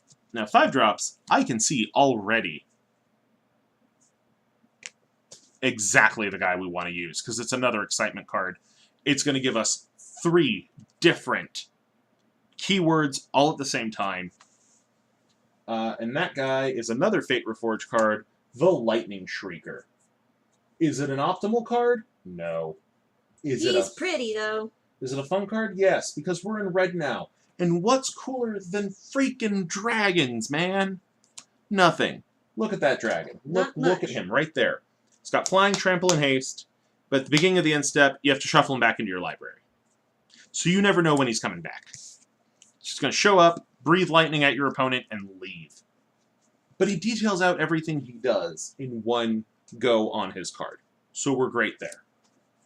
Next up, we need 3 4-drops. That's right there, 3 4-drops. So now we're going to look at the 4-drops, which thankfully is a nice robust pile here. So we have Goblin Heel Cutter, which he has Dash, which is kind of confusing. We have Pyrehound, who has a strictly better version of Prowess, honestly. We have the Free Runner. Free Runner's a maybe for me. Mardu Warshrieker. Now this guy can be fun. Because Mardu Warshrieker, who is in Khans of Tarkir, does something called Raid. And Raid tells you what you need to do. Thank God Raid tells you what you need to do every time. Raid is if you play him after you've attacked with a creature, you get to do a thing. In his case, you get to add red, black, and white to your mana pool for your second turn. So really, as long as you have the lands, you're casting him for 1. You just have to cast 4 and then you get 3 back. You're getting a tax return with this guy. The best way to put it. You know what, Mikella, can you open the blinds so we can get some natural light? Because this light's fine, but I want to see what happens if we add natural light and turn off the overhead. Alright, now turn off the overhead light. I'm trying to see if that... No, that makes me look better, at least. I'll let Red know you said hi. Yeah, that does look a little better. Okay, we're going to do this for a bit. Because it's not coming directly in through the window anymore. Actually, no, turn the overhead back on as well. I'm sorry. That's okay. Because now I can't read shit. I swore. I'm sorry. Alright, so, Mardu Warshrieker, I think, is definitely one to put in because he's a good excitement card. Because now it's going to be in their head of, oh man, I can use more than one color. Now, if you know this one is in the deck, try to set them up against white or black. Just do it that way. Then again, if you set them up against green or blue, hey, they got a 4-color deck. We have Canyon Minotaur. Canyon Minotaur is a nice vanilla. It's vanilla 3/3. Can't go wrong with vanilla for this. And I know what you're thinking. Nobody likes vanilla cards. They're the worst. And you're right. But you know what else? They help. You're dealing with people who have not played before. Yeah, you're dealing with brand new players. And since we're dealing with brand new players, we would really like them to have simple creatures to use. And Canyon Minotaur fits that bill. He's a 3/3 for 4. Super easy. So I say he should be one of our 3/4 drops. I think our Mardu Warshrieker should as well. And who else? You know, Cobble Brute's nice, but I kind of want to keep him for something else.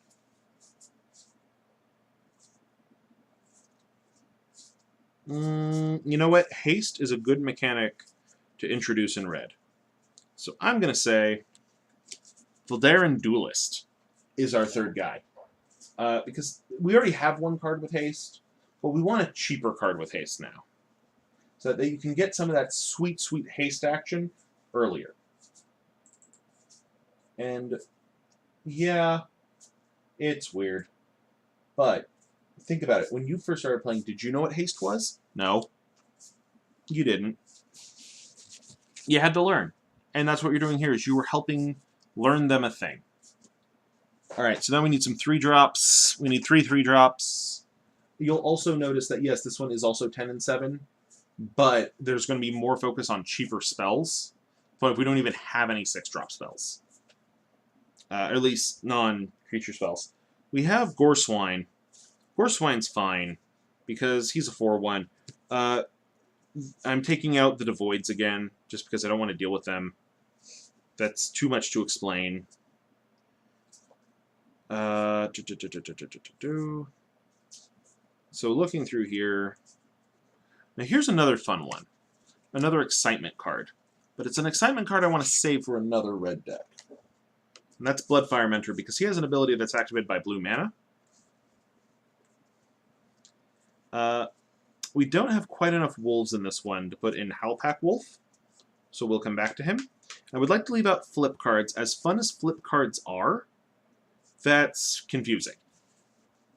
Like, I think it's confusing, at least. So let's leave out tokens. Let's leave out flips. Menace is fine, though. There's Boggart Brute. Boggart Brute's fun. He's a 3/2 with Menace. And who else do we have? We have Valakut Invoker. He could do very well for us here today, because he has an ability that is activated by just plain mana. And we have Valakut Predator as well. We're going to save him for a different deck, I think. So let's take one of each of these guys. We're going to put them in here. Give me a second. I'll pull up what each of these are for you, so you can look at them. First, we're going to go over into Fate Reforged to look at the Goreswine. He's very simple. He's right there. He's just a vanilla 4/1. But a 4/1 can still be helpful in a game. Next we have from Battle for Zendikar, we have the Valakut Invoker. He is a 2/3 for 3, which is not the best. But if you pay 8, he can deal 3 damage to target creature or player. It's very straightforward. He's got some burn to him. Let's do it. And then lastly, we have our Boggart Brute. He is a 3/2 with Menace from Magic Origins. And he is somewhere on this page. There he is. It's a little goblin. Goblins are traditionally red. So might as well bring some goblins to this party. And now we need our 2-drops. And our 2-drops are going to be the easiest thing. Because we want to find some simple stuff. I'm looking at these.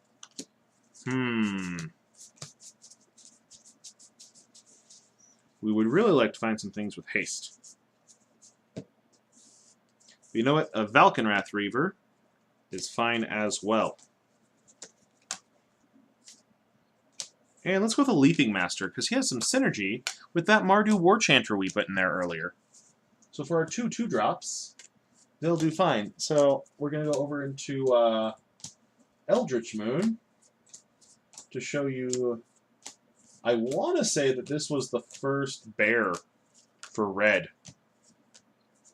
Like, ever. Like, without a downside. It's just a standard bear. He's a 2/2 for 2. Then we have Leaping Master, who's a piker. I like pikers, personally. I have a soft spot for them. Because my first card ever was a piker. Oh my goodness, my nose is just... Alright, there we go.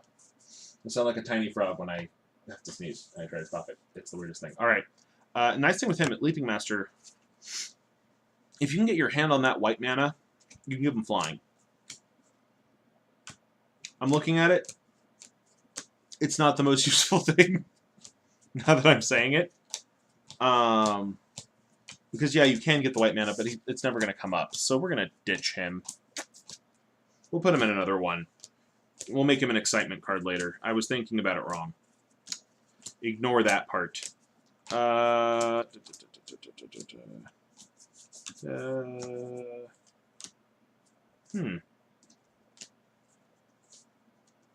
hey, Thermo Alchemist is fun. We can totally use him.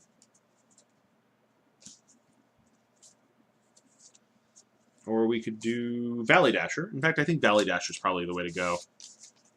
We're going to go with Valley Dasher because he has haste. We want haste. And he gets to just run in and smash everything, which is fine. That's good. Alright. We'll put him there. That's all of our creatures. We're good with creatures. Now we need non-creature spells. And of course, when you want non-creatures, with red, you typically want burn or haste. So now we're going to look through these. We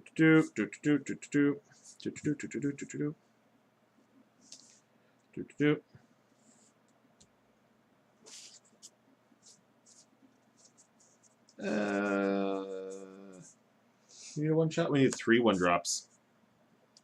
So we have dual shot. Dual shot's fun. This is the Shadows art, but this is still in standard because it also showed up in Ixalan, though with very different art.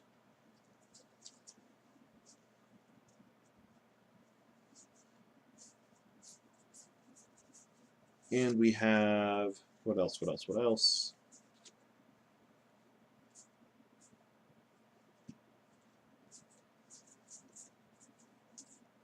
You know what? Outnumber sure is fun. Let's throw an outnumber at them. Outnumber is 1 red to deal damage to target creature equal to the number of creatures you have. So if you manage to play everybody, this will be fun for you. So hey, we got 2 of those. Let's get a 3rd. Oh, here it is. Where's what? Oh, it is Magic Origins. So why couldn't I find it? I don't know. I'm going to go look again. The Macabre Waltz we were talking about. Oh. I don't know why I couldn't find it. I can't spell macabre. This is the macabre waltz we got rid of. It's this one. Too scary. We don't want to deal with that. It's too much. All right.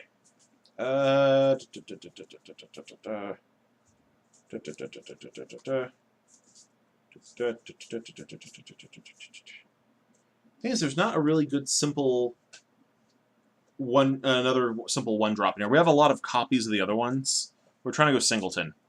So we're going to mess with this a little bit. We're going to ignore 3 1-drops. We're going to make it 2 1-drops, and potentially 3 2-drops. So we have a lot more 2-drops.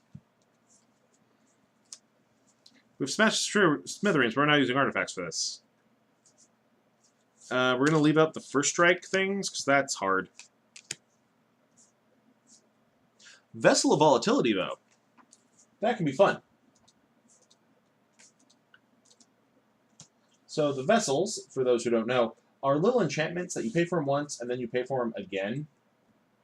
And they get to do cool things. Vessel of Volatility, you pay 1 in a red, and then you pay 1 in a red and sacrifice it, you get 4 red. So it kind of lets you bank mana for the future, which can be fun.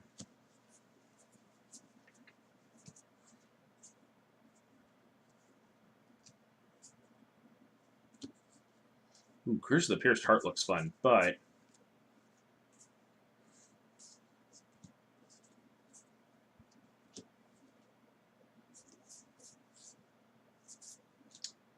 oh, here we go. Magmatic Chasm is another great one, because this helps you fight against all those horrible flyers that blue and white have, because now they can't block this turn. So you can stop them from blocking, which is always fun.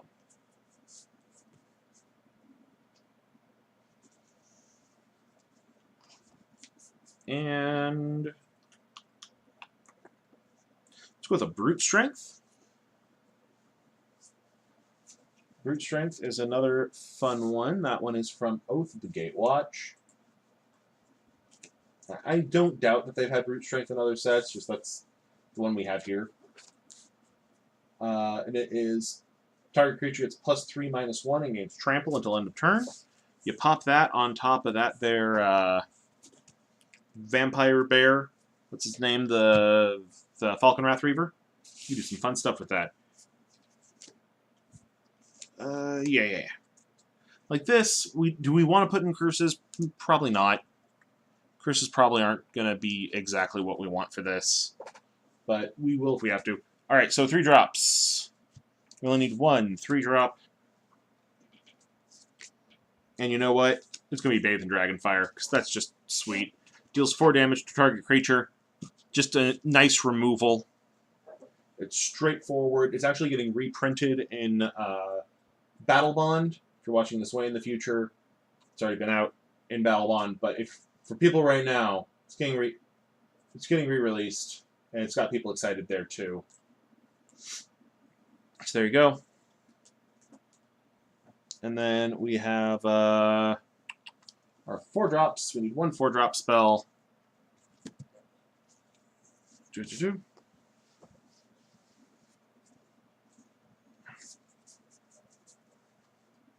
And you know what? I think that is exactly the right one to put there. Volcanic Upheaval. It doesn't fit thematically. There's no thematics for why we're picking Volcanic Upheaval. But just those 3 simple words, destroy target land. It's mean. It's a mean card. Red should play mean. So we have 1, 2, 3, 4, 5, 6, 7 non-creatures. 1, 2, 3, 4, 5, 6, 7, 8, 9, 10 creatures, and 13 lands. We have our first red deck done. I personally like to put the mountains on top. And we're going to reach over here, pull a nice sheet of plastic wrap so that we can simulate the act of opening this for our new players. I guess they have to open it. It's not simulation if they're doing it, but it's not quite the same as opening a factory sealed pack. But there it is. And yeah, for an adult it's silly, but for a kid just learning to play, it is super exciting to be able to open up a new pack of cards like that.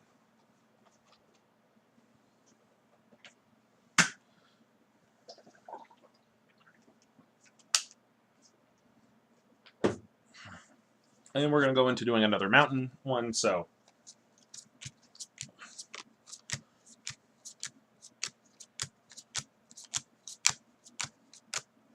And again, I'm here to answer questions. You guys have questions, throw them in that chat. And anything you need from somebody who's been teaching Magic for a year, teaching games in general for 3 years, and just being a general teacher for a long time. Over here, I am thinking I want to grab a 1-drop creature this time, even though that's not something we've had before.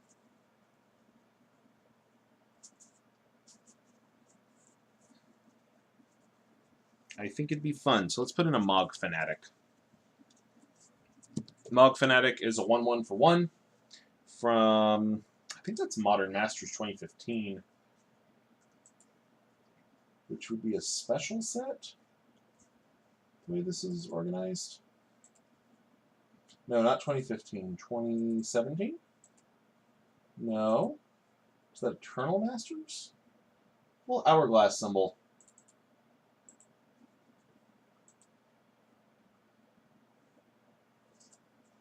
Yeah, it's Eternal Masters. So Mog Fanatic, who he's a reprint, but all these are reprints. That's how it works. This little guy. You can sacrifice him to deal 1 damage to target creature or player. It's very straightforward. It's very fitting with red. Okay, next up, we have... Let's grab another one. They'll be fun. Another simple one. So you want simple creatures for this. Simple creatures.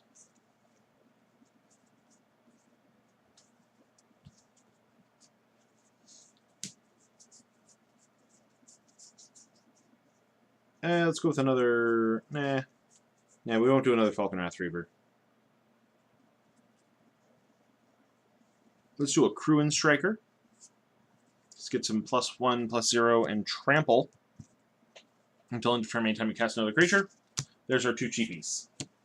You need your 2 cheapies. Alright, we got our 3 drops. You know what? I found out there's something that synchronizes with this Bogger Brute, so I'm going to save him. Got a Goreswine. And you know what?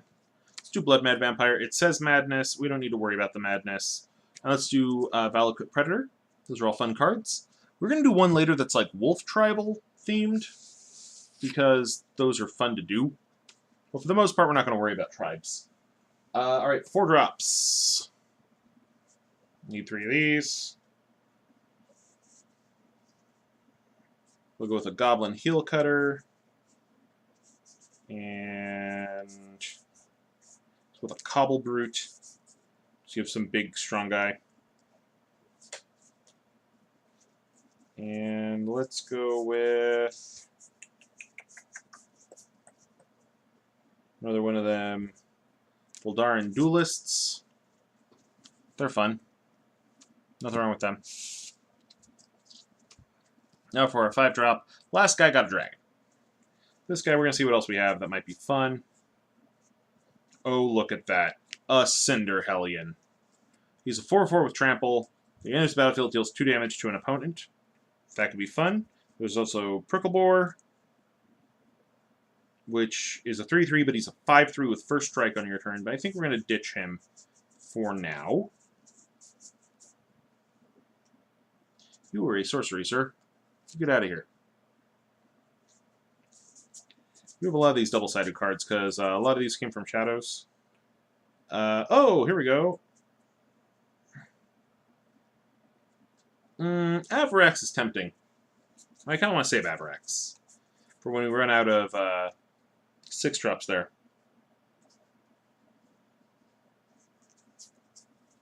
You know what? I think I found our guy. Let me ask you guys. 4/4 with Menace or 4/4 with Trample? What say ye? Class, what say ye? If I were to put my 2 cents in, I would say menace, because that's more of a red mechanic rather than trample. Trample's more green. Yeah. Yeah. But it's trample that also deals direct damage. And direct damage is very red.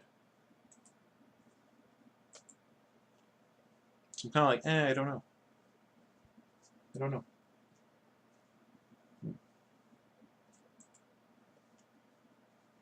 Yeah, let's do menace.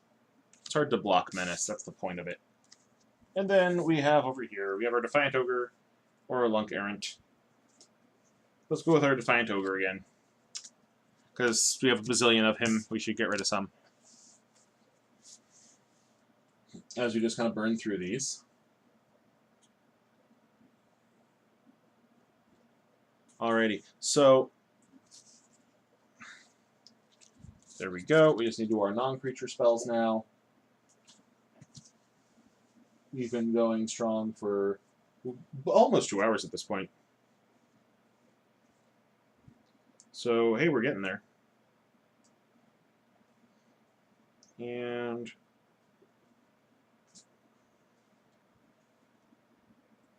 oh, my jaw is just acting up on me right now.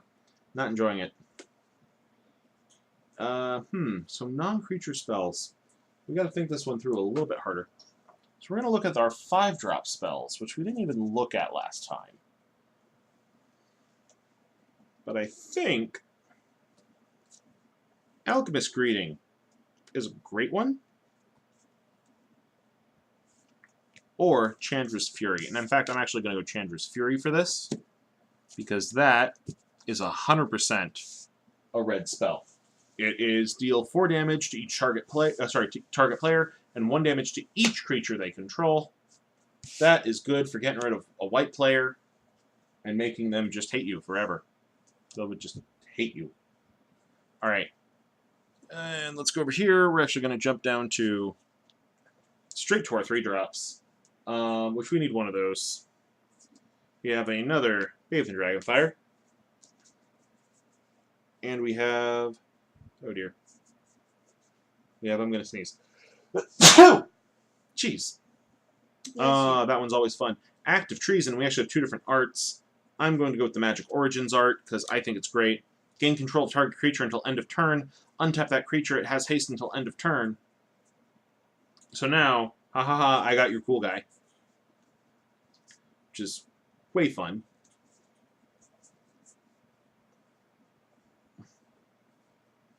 And then, Barrage of Boulders. Deals 1 damage to each creature you don't control. Or, if you control a creature with power 4 or greater, creatures can't block this turn when you play it. So, I think that... those are all 3-drops. Those are 3 3-drops. We only need 1. It's like, which way do we go with this? I would say Bathed in Dragonfire, but Chandra's Fury is kind of taking that spot for us already, you know? Let's go Act of Treason. Act of Treason's fun. Alright, let's go look at our 2-drops. Boop. I want to avoid the curse enchantments.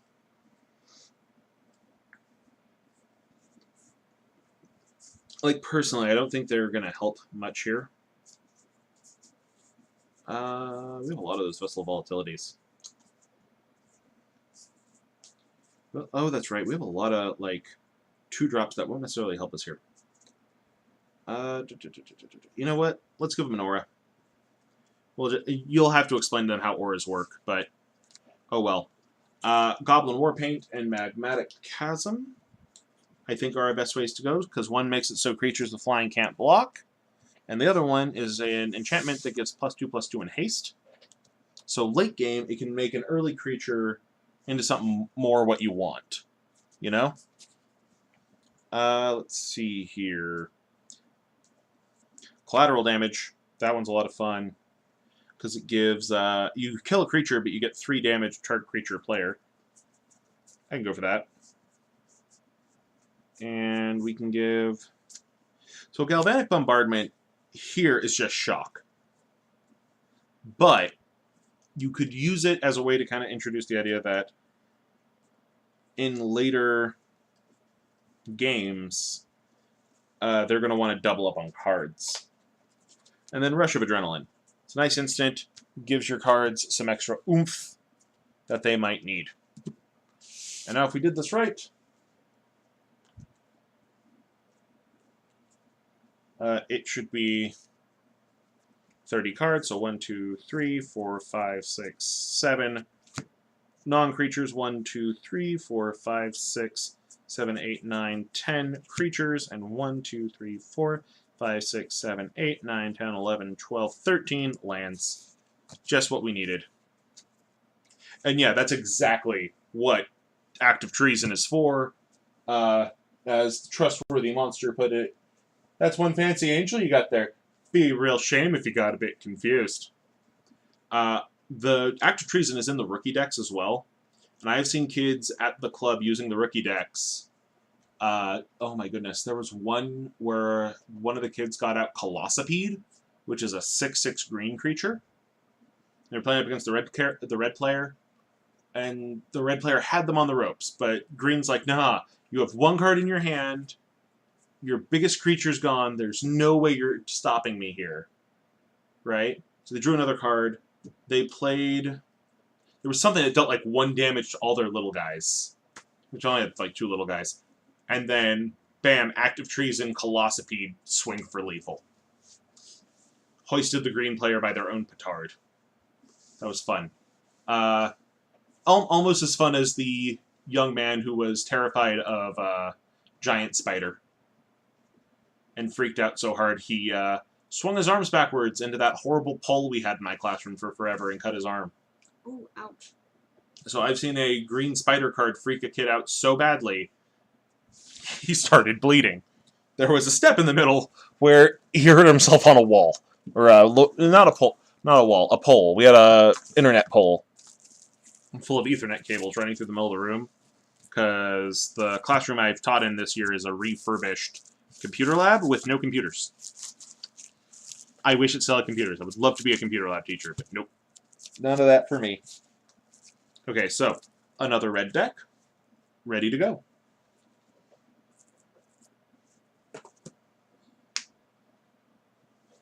Okay, and I think we're going to do another red before we finish here.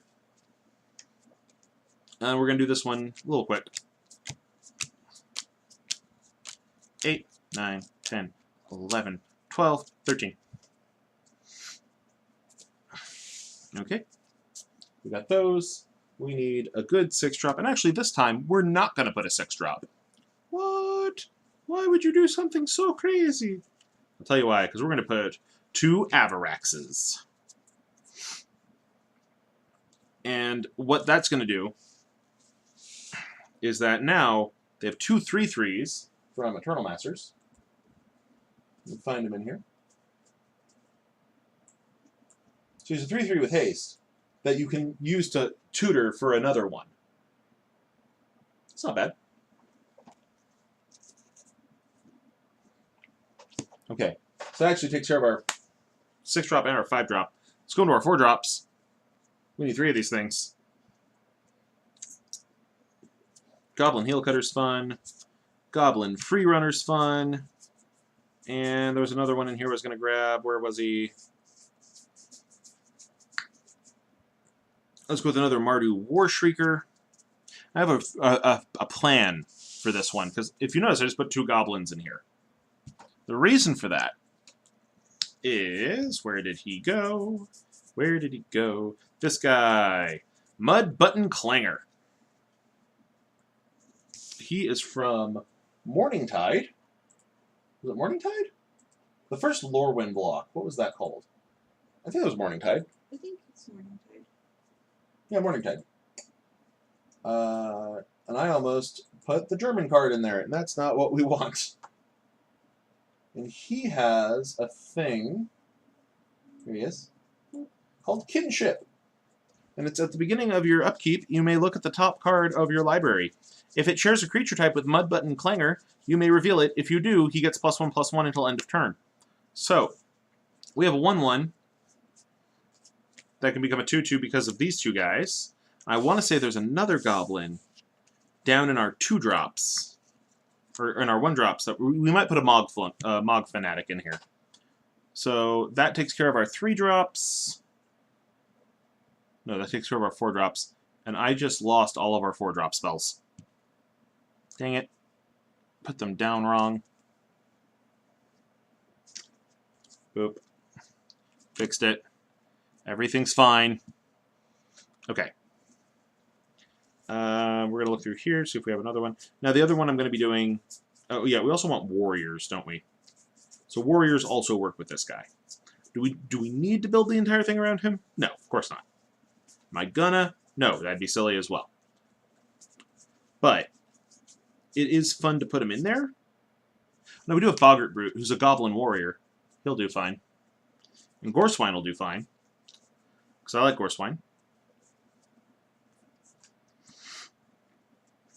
And let's go with that Bloodfire Mentor. Just because he's an excitement card, and I'd like to put something exciting in there. There's our 3-drops. Let's get into our 2-drops, except we're going to do 1-drops this time. No 2-drop critters. Because I'm a crazy person. That's why.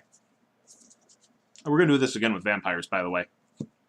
Because we have a few spells that require vampires. I think a vampire deck would be a lot of fun. 1, 2, 3, 4, 5, 6, 7, 8, 9, 10. Got 10 creatures. I might save the vampires for like a blue-red combo deck for more advanced tactics, because we also have a few... Is it Cinder Barons? I think Cinder Barons is the red-black tap land. Yeah, that sounds right. One of those things. Anyway, so now we're going to look at non-creature spells. We'll look at high-cost ones. We have a lot of Alchemist Greetings. We have a lot of Return to Ashes. But you know what? Stone Fury, I think, is the way we're going to want to go, because it's an instant that's based on the number of lands you control, and that's fun. Now we're going to look at 4s. Structural Distortion is another one. It destroys artifact or land. So it's one of those, you're going to destroy the land, but you're going to go, what the heck is an artifact? There's 2. And yeah, you can tell we're kind of ignoring the list at this point with some of these. We're going to do a... Because the list is more of a guideline rather than a yes, set. It is a guideline. That is exactly how we need to view it. Alright. Let's do a Vessel of Volatility to get you some more mana. And a Senseless Rage, because that's kind of fun. Now we're at 5. Actually, let's do a 3rd one there. And our 2-drops. Let's do a Distemper the Blood. Now we're at 6, and we'll do a 1-drop spell. Just one of the 1-drops. Rush of Adrenaline will do. So this will be much more hit hard, hit fast. Which is fine. That's something you want out of red anyway. Red's good for that. I keep saying that, knowing that we have a person named Red, not only on this channel, but in the house right now. The Red is in the house. Red. And it's like, we're talking the color. We're not talking our resident in-house artist. There we go. If you can put that in the box for me, please. I think that's going to do it for us for red decks today. So we are going to move on to black decks. Oh no, I'm not done with the blacks yet. Okay. We're going to talk about color pieing explaining the color pie real fast. So if you look on the back of a magic card, which I'm going to kill the override so you can see it, we have our color pie. I've found the best way to explain the color pie is to sum up what it's going to do. So white, you get a lot of little guys. You get defensive spells, you get healing spells. Moving on. Blue, you're going to get flying guys, you're going to be able to draw cards, you're going to be able to counter spells, so they never happen in the first place. Black. Black is all about getting power as fast as you can, even if it hurts you. It's about big creatures early. And it's about hitting that. It's about power at any cost. Red is about fire spells, strong creatures that can't take a hit very well, but they can dish it out, and destroying things. Then you have green, and green is about taking one guy, taking your time, building up one big guy, and attacking with them. But that's not entirely true, because there's also sapperlings, which are start low and swing wide, kind of like white. That's more of a growth thing as well. Whereas with white, it's a community thing.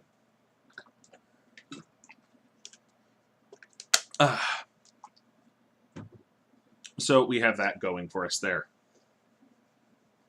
I also tend to like to explain to them that, to new players coming in, there's a philosophy behind each color, because that's true, there is. And by the way, if you listen to Drive to Work, a lot of this is going to sound familiar. If you're an experienced player, a lot of this is going to sound familiar. If you are an experienced player, I do very much suggest going and getting somebody who's new and showing them this. That will help. But explaining to them that there's a philosophy behind it, like red is passion and creativity, but it's also anger and destruction.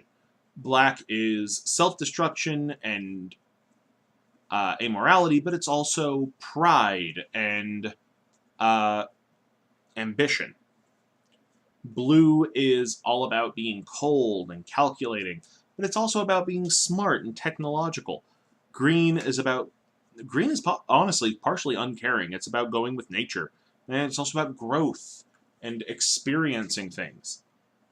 White is about leaving yourself behind and moving forward with the unit, but it's also about helping each other and building up your community. And each of those are reflected in their mechanics for the most part. Now, some people really like to play black.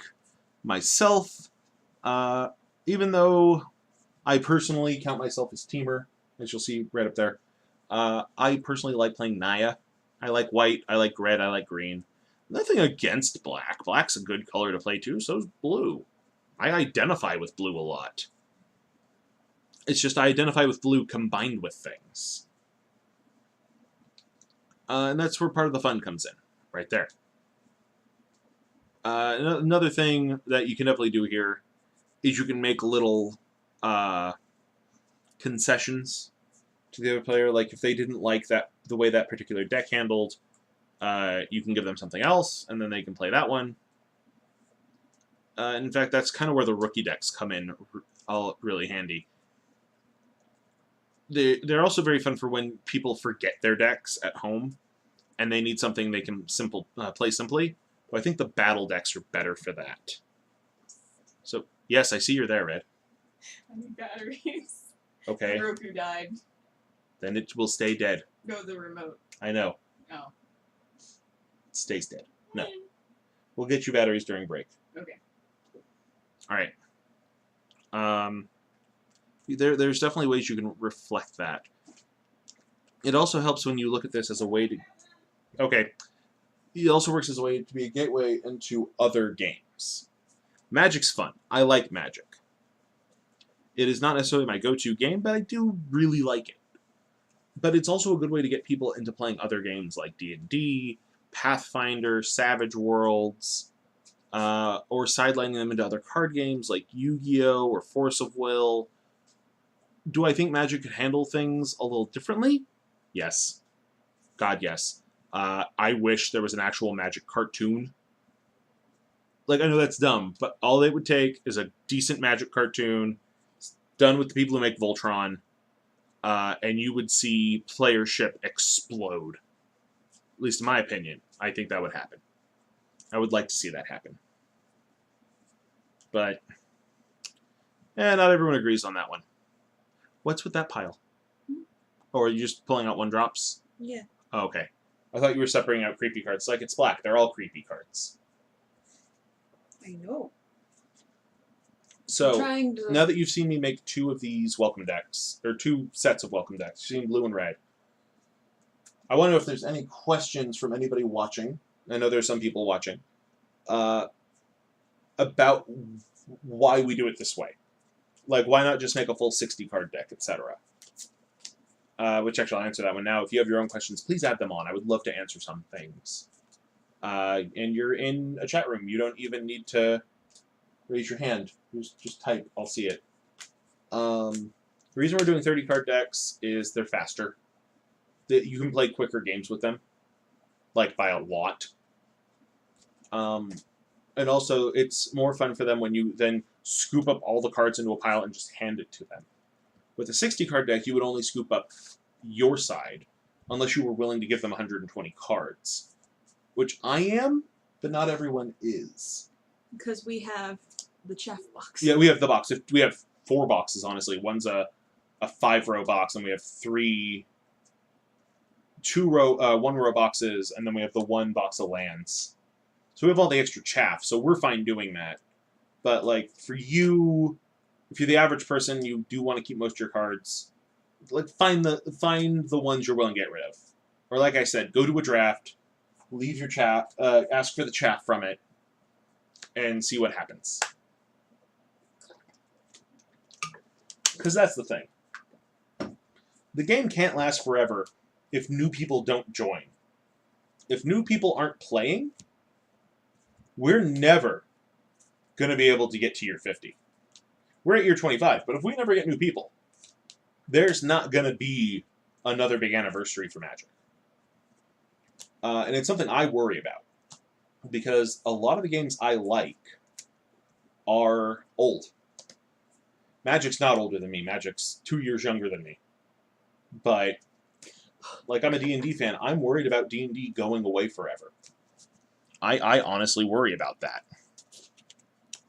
And it's like, why would you worry about that? That's a stupid thing to worry about. You know why?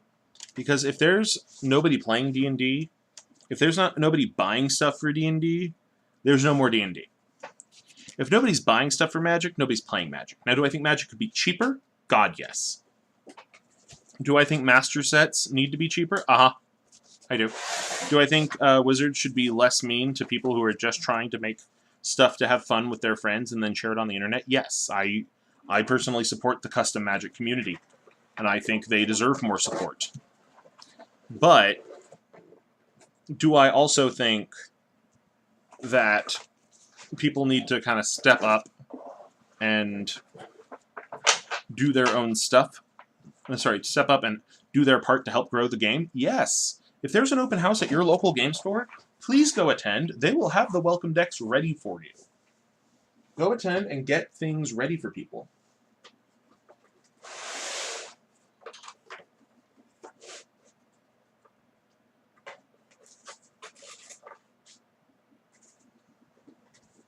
Okay. Yeah, I agree with you there, trustworthy monster. You are a very trustworthy monster. That there is a color for everybody. Everyone can find their color. Some people, that color is colorless, and colorless is not a color.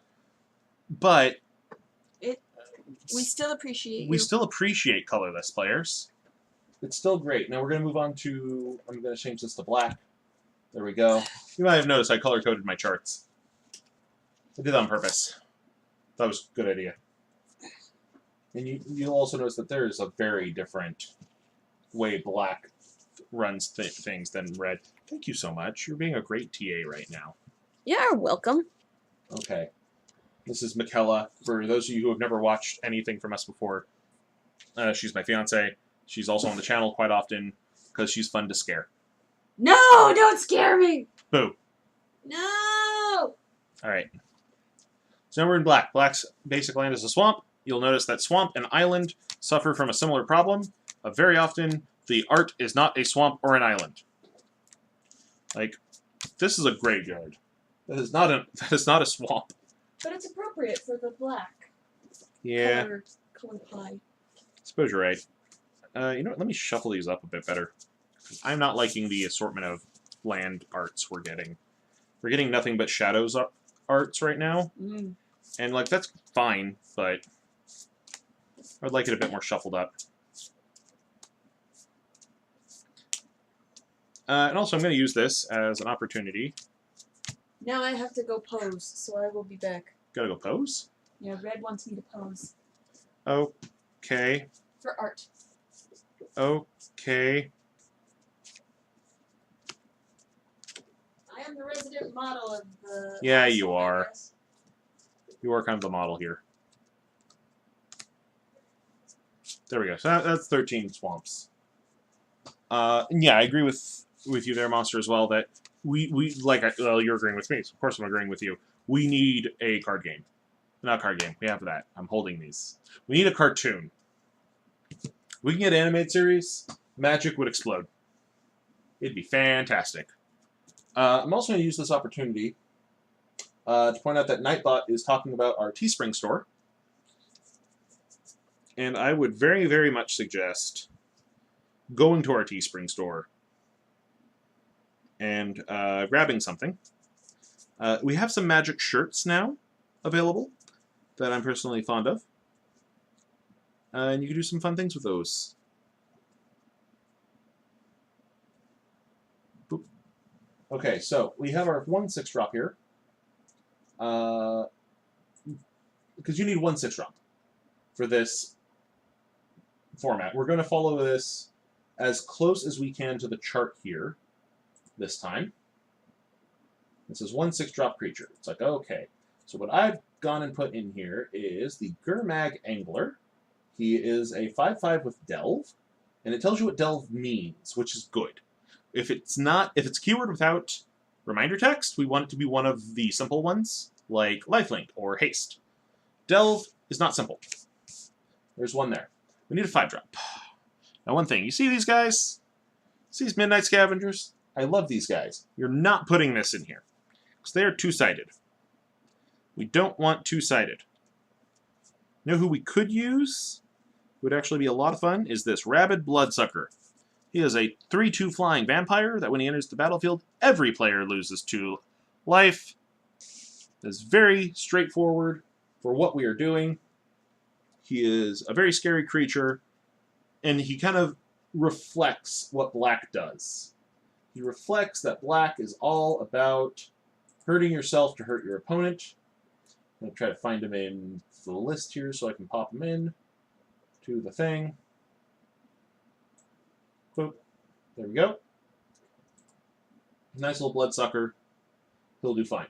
4 drops. 4 drops are going to be where we get a lot of guys. And you know what? I think our first one should be this Returned Centaur. Because he is also very much a black card of I'm going to come out and mill you out a little bit and be amazing. So we need 3 of these. Let's look at what else we have. We're trying to avoid things that make tokens for right now. Weirded Vampire's okay, but I'd rather match him up with something else. Rotten Heart Ghoul could work. Rotten Heart Ghoul is from Shadows. Let's go down to Shadows over Innistrad. This works so much better when I can actually run the dang recognizer.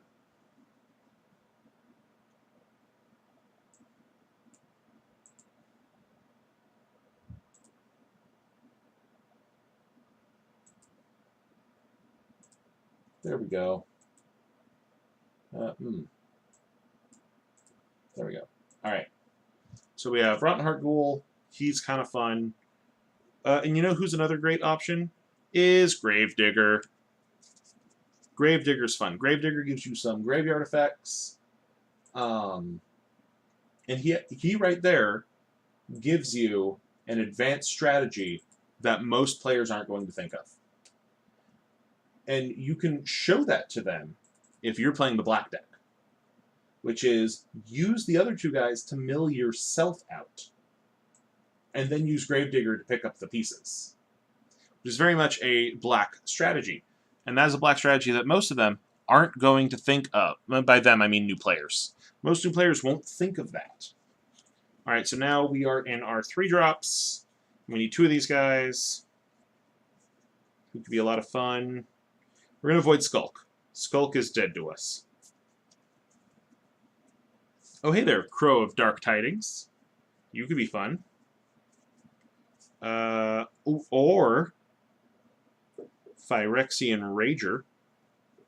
In fact, I think those 2 both fulfill what we want. So, we're going to put Phyrexian Rager up on the screen here first. There we go.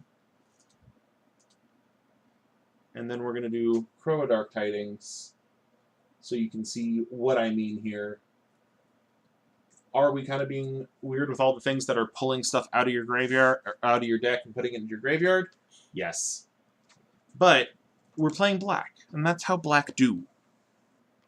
We've also been watching a lot of Zefrank in this house lately, so expect some of that.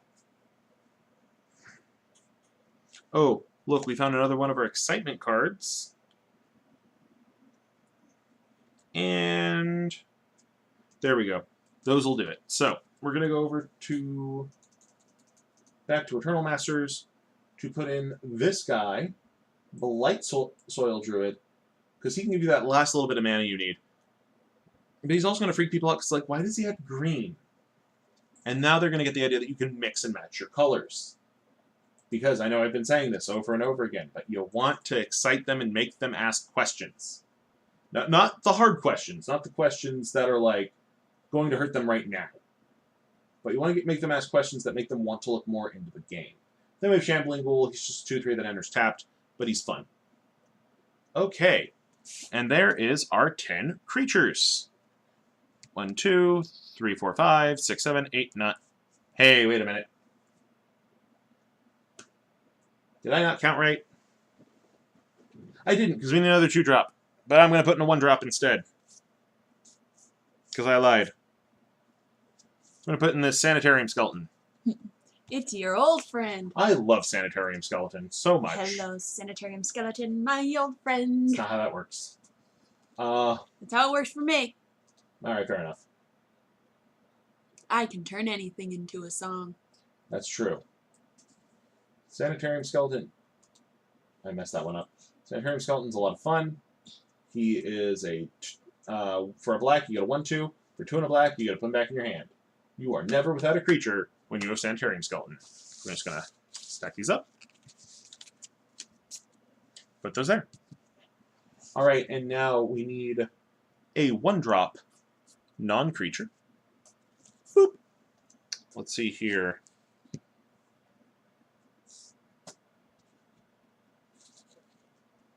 And you know what? I think we found it. Touch a Moonglove. Why do we need to touch a Moonglove? So we can touch all the Moongloves. That's not how that works. Main reason, it's a nice little instant. It hits fast, it hits hard, it gives Death Touch. What's not to love? Simple, I'll tell you. Having it used against you.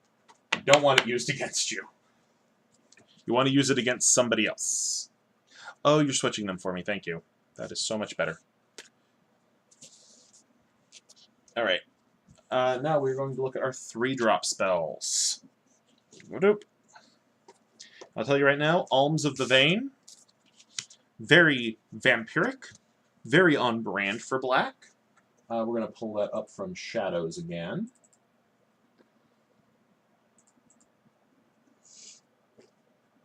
And it is... Oh, there it is. It's the 3rd one. Again, spelling is an issue.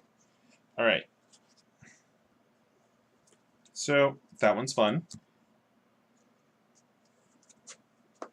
And let's throw in Merciless Resolve, because this kind of hammers home the fact that if you're playing black, you're going to be hurting yourself. And that's exactly what we're dealing with here. There it is. Boop. It's an instant. You get to draw 2 cards, but you have to kill a creature or a land. And let's also do Succumb to Temptation, which is another draw 2 cards, but this one is you lose life instead.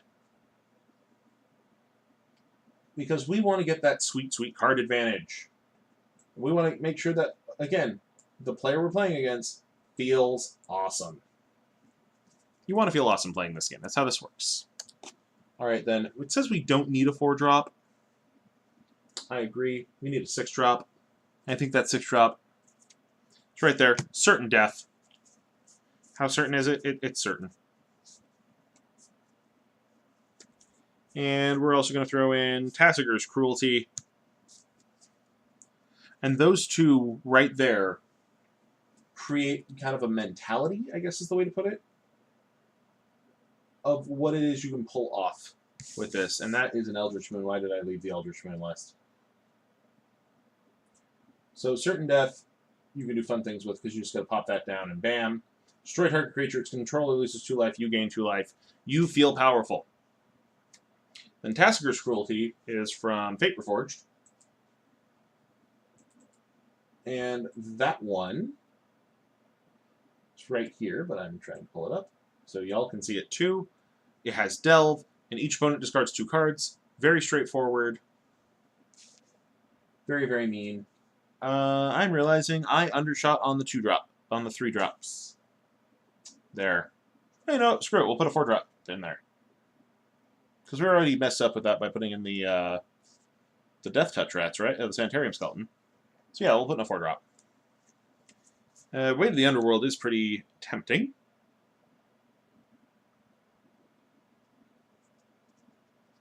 But let's go with Night Snare. Because we already have a theme here of we want you to lose things. Much like my car keys want me to lose them. What Night Snare is going to do is you get to pick a card. You can either pick the specific card they're going to get rid of, or you can tell them you have to pick 2 to get rid of. So you can either be focused or you can be not focused. Which is kind of nice. Boop, boop, boop, boop, boop. Also, if they have a handful of lands, they have to discard 2. That's fun. Bam, we're done with black. Look at that. Look at how nice that is. And of course, as we've been doing this whole time, we are knocking the camera over. No. We are cutting off a bit of plastic wrap. We're going to wrap this up nicely, and this is a much smaller piece, if you notice.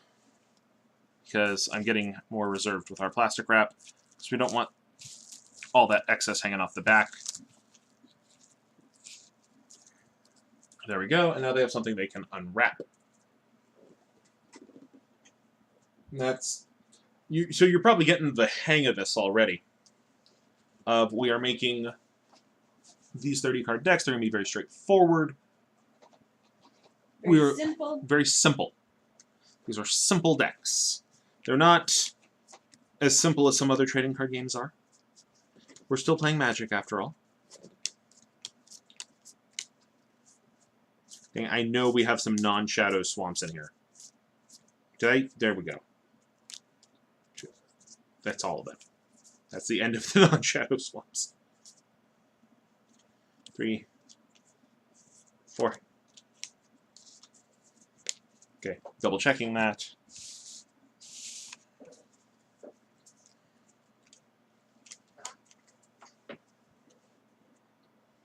Oop. There we go. 2, 3, 4. 1, 2, 3, 4. 1, 2, 3, 4. 1. There's our 13. Now, by the way, when they combine these into a full deck, are they going to be perfect? No. Not at all. Are they going to be competitive? No. Will they be ready to play some casual kitchen table games with you? Yes. Is that what we want? Yes. That is exactly what we want. We're going to go backwards this time. We're going to start with the non-creatures. And actually, I think, let's look at a 5-drop this time. We have a lot of Unholy Hungers. Those can be fun. We have Urborg Uprising, which will also be a lot of fun. We have Demon's Grasp and Throttle, which are almost the same, but they're not. We have Tidy Conclusion, which is another one that's one of those makes me ask questions. And Reach of Shadows, which is another makes you ask questions spells. So Tidy Conclusion makes them ask it because of artifacts, and as we've been going on and on this whole time, not putting artifacts in here, so that's going to bring up questions. Reach of Shadows is destroy target creature that's 1 or more colors. Now this one is interesting, because the fact that that exists, some people are going to go like, oh, okay, well, what's it mean by that? And you can explain, well, this creature is black, this creature is red, that's 1 color. Go. But some players, when they see that, they're going to go, hey, wait a minute. That means that there are some creatures that are like red and black, or blue and white. Meaning you're getting into the gold colors. Now we're getting into the gold cards and the hybrids. There's also going to be some players that are going to go, hey, wait a minute, it had to specify one or more. Does that mean there's less? Can I have a creature with no color? And you'll have to tell them, yes, there are colorless creatures, like the Eldrazi or artifact creatures. So either of these work. Both of these are destroy target creature. Both of these get stronger when they start getting more cards. Personally, I think we're going to save the tidy conclusion for now. We're going to use Reach of Shadows, because I like the question of, wait, there's more colors. Like, there's multiple color cards. What? It's 1, 2, 3. Let's go in here. Oh, no, we have 2 different arts for Dutiful Return, which is kind of cool. We have Myers Malice, but I'm going to leave that one to the side because it has Awaken. I like Awaken, but Awaken's kind of... Awaken can be confusing. Bit of Revelation can be fun. There's another Night Snare. There's Witness the End, but that's devoid. I don't want to deal with that. Oh no, there's another fun one though. Daring Demolition. Destroy target creature or vehicle. That'll get somebody's interest. Yeah, and then they'll go, wait, vehicles? There's cars? What? So yeah, you get another fun one there. So it's 1, 2, 3, 4. We're just going to go down the list here of spell costs. Let's do... Ooh, let's do Grotesque Mutation. That one's gross. It's in the name, even. And let's do... Not dropping things. Dropping cards, everybody. Dropping cards everywhere. Ooh. Boon of Emrakul can be very fun. So it's 1, 2, 3, 4, 5, 6. Okay, and now we're going to go look at our... let's do another one from here, actually. Another 3-drop, because that is what it says most of ours should be. Or no, let's do a 1-drop. Let's do a 1-drop. 1-drop spells are fine.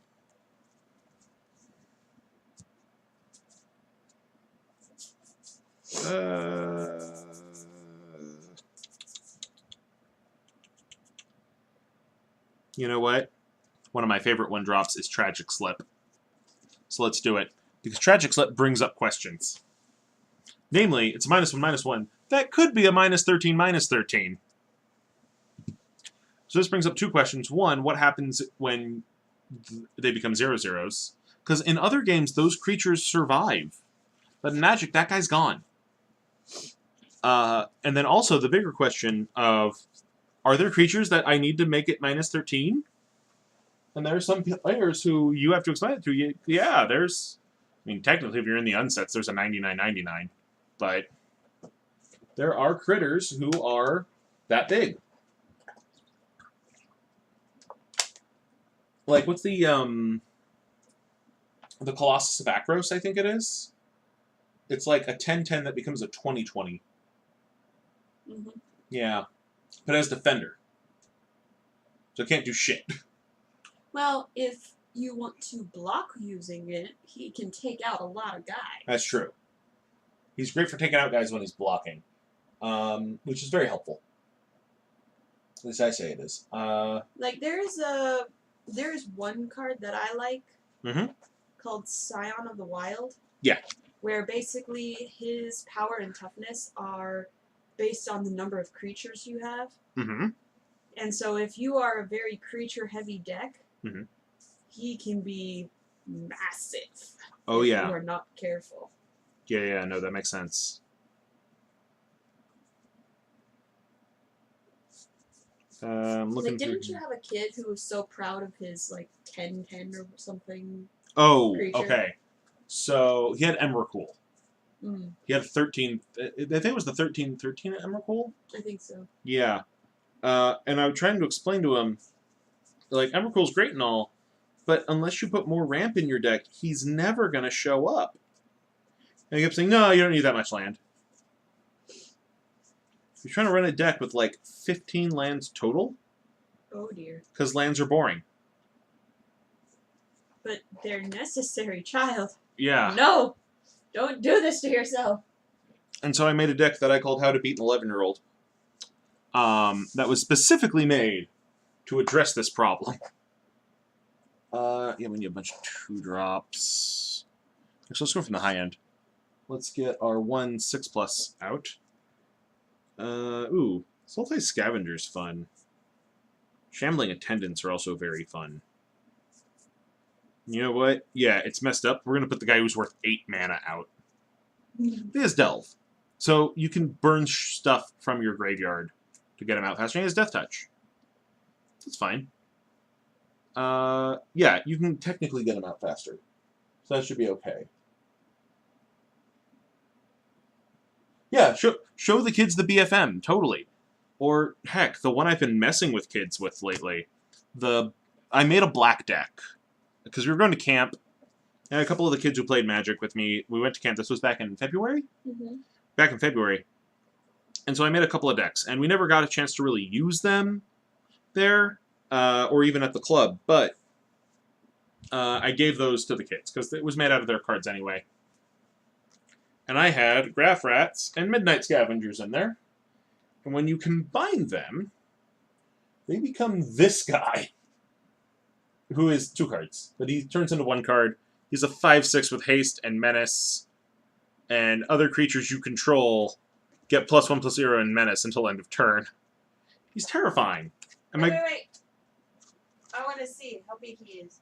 As a double-sized card, I think it's the same size as the ones from the Commander decks. Little bigger, A little actually. bigger. Yeah. Wow. Yeah, show the kids the big furry monster. That is not a euphemism. There was a card called the big furry monster. You'd have both halves in your hand to play it. It's silver border, so it doesn't count in tournaments, but it's basically the Exodia of Magic, I guess is the best way to put it. Alright, so let's put down our 5-drop. We're not going to use Midnight Scavengers. I kind of want to use Cataclysm Slug, but he's just kind of meh. Just meh.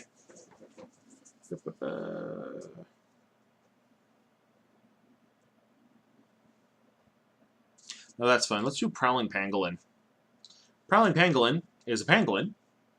He is a 6/5 beast that when he enters the battlefield, any player may sacrifice 2 creatures, and if they do, you have to sacrifice the pangolin. So you either get a 6/5 or you get to kill 2 creatures. It's like, alright, it's pretty useful. I mean, I'd go for it.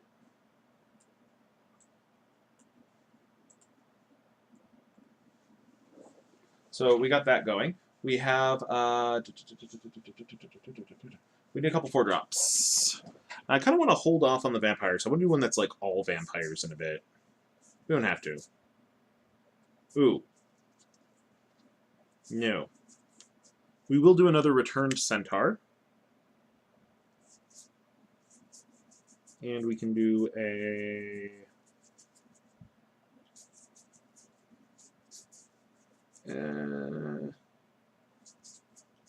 like, there's some really good ones here to build another deck around.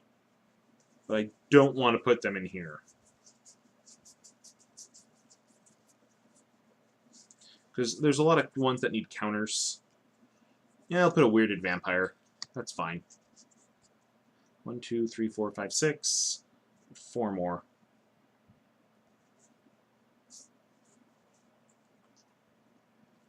Let's put Alicia's Vanguard. It's a nice 3/3 orc. Alright, so we're at 7 cards. We need 5 more, and it's going to be in our 2-drops for the most part? No. Yes. So we should grab 2 3-drops, and then another 2-drop. Alright, I can do that. Oh hey, it's another one of those question cards. Foundry Screecher gets +1/+0 as long as you control an artifact. I don't have any artifacts. Well, then you know what you gotta go get. If you do that, give them an artifact after they're done playing. Like, just give them something. Don't be that guy. Vampire Envoy. That's fun. He's more fun, just because he's here by himself. And let's grab another one, 2-drop. And let's put in a Wailing Ghoul. 1, 2, 3, 4, 5, 6, 7, 8, 9, 10. Perfect!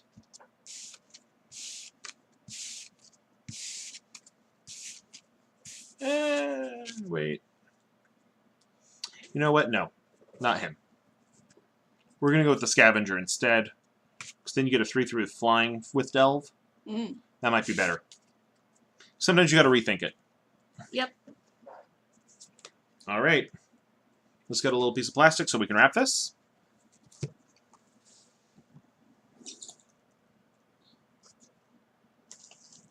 Thank you. How many black decks have we done? Just the one? Just the 2?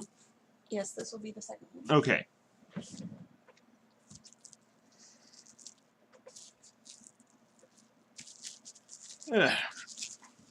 Alright. There you go. There we go. Alright. Time for vampires? I think one that's vampire focused is the way to go here. So, now we're going to do one that's way off base.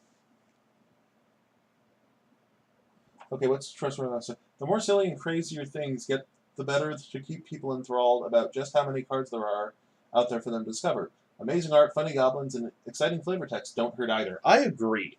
You're 100% right on that. Now, there are some things where it's like, we don't want to do too many confusing things, right? Like, honestly, for this one, I don't think we're going to put a 6-drop in here. I think we're going to double up on 5 drops. Yeah, I say, can you pull out the 13 things we need? So, here's what we're going to do. We're going to do a Twins of the Mauer Estate, because they're nice. And we're going to do... okay, I'm avoiding Morph for reasons. Ooh.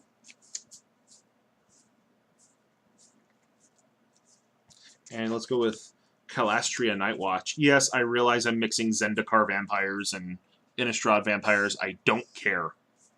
1, 2. And a Weirded Vampire. And a Stromkirk Mentor. Yes, we're adding counters on this one. I know I said we don't want to add too many weird things. And this time we're adding weird things. And we're not going to go 100% vampires. We're just not. It's like we're going to use this zombie, the Galvany Unhollowed. 1, 2, 3, 4, 5. Yep. Here you are. Thank you. You got 13 lands. And the Trying Vampire to vary it Noble. up as best I could. I appreciate that. Thank you. Not much to pick from though. Slim pickings over I there. know.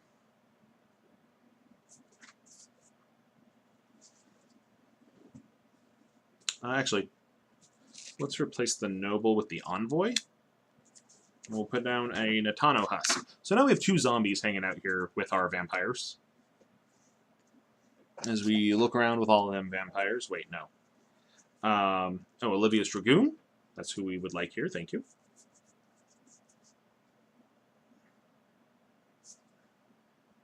I think we have another ally. Yeah, we have 2 other allies. So we'll go with Calastria Healer. 1, 2, 3, 4, 5, 6, 7, 8, 9. Alright, last one we're going to do is not going to be a vampire. We need to put some more non-vampires. And I think the best way to do that is some rats. Just good old rats. Rats are fine. So, once again, now we have 10 creatures, but now we have more synergies going. Now we have vampires, we have allies, we have vampire allies. The reason I'm doing this, there's a spell that requires you to have vampires. And it's over here in the non-creature spells. And I kind of want to be that guy right now. So you're going to put down a certain death. Because why not? And it synergizes with the guy who gets flying when you get life. There was one. Where did it go? Oh, wait a minute. Is the one that you need vampires in red? Possibly. Dang it. This whole plan. It's going to be great. Oh well. Put down a tidy conclusion. That's fine too. Boop. I'm going to look through all these until I find it. Then I'm going to find out, yeah, no, it's in red. I'm going to feel bad. If I can't find it, I'm using Dutiful Return. I'm going to use the Zendikar art, because that has a vampire on it, not the zombie art. Not the, what is it, Khan's art? Khan's art, which has a zombie, because we're going vampire-y. We're feeling a little vampiric today. No, I don't have Zengear vampires.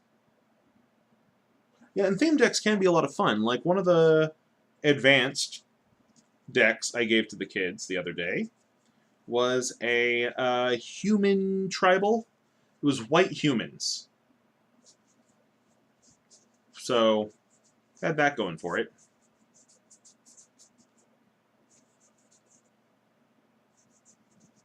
Come on. I know you're in here. I'm now like 90% sure it's in red.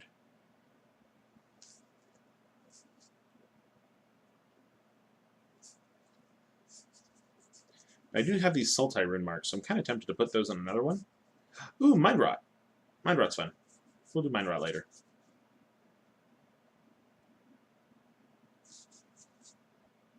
Yeah,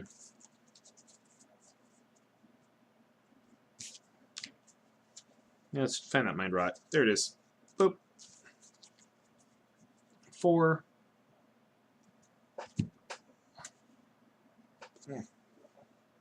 And yeah, it wants me to do more. I understand that. But oh well.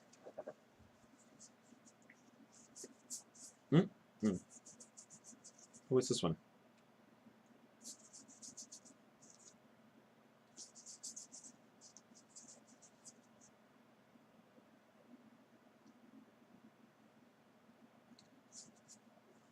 Corpse Churn's fun. We could do Corpse Churn.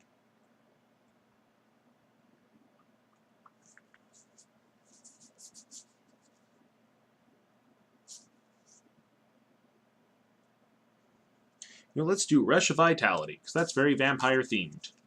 I think it's actually an Aetherborn vampire doing it. And then Touch of Moonglove's always fun, but let's check. You know what? Yeah, it's a red spell I'm thinking of. If you give them the vampire-type deck, give them that red spell afterwards, just to get them excited. We're going to Touch a Moonglove. I'm going to find that. Nah. So I'm supposed to do a lot of 3-drops. I'm going to go back to 3-drops here.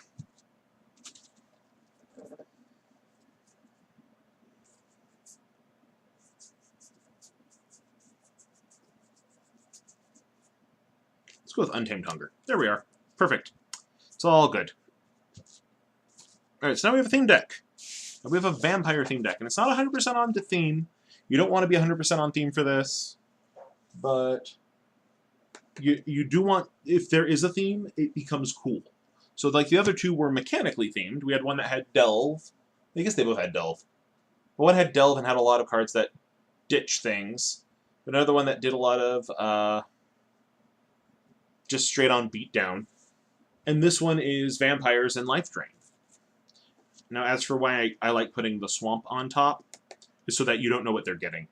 That's a personal thing. For you, you might want to label these if you're doing it randomly like this. Can we get another wrapper? Mm-hmm. Thank you. Ugh. I think it's time for another little break. For us to stretch our legs, and maybe grab a snack. If you could, while we're at break, here's what I would love to see. This is your homework now. There's homework in this class.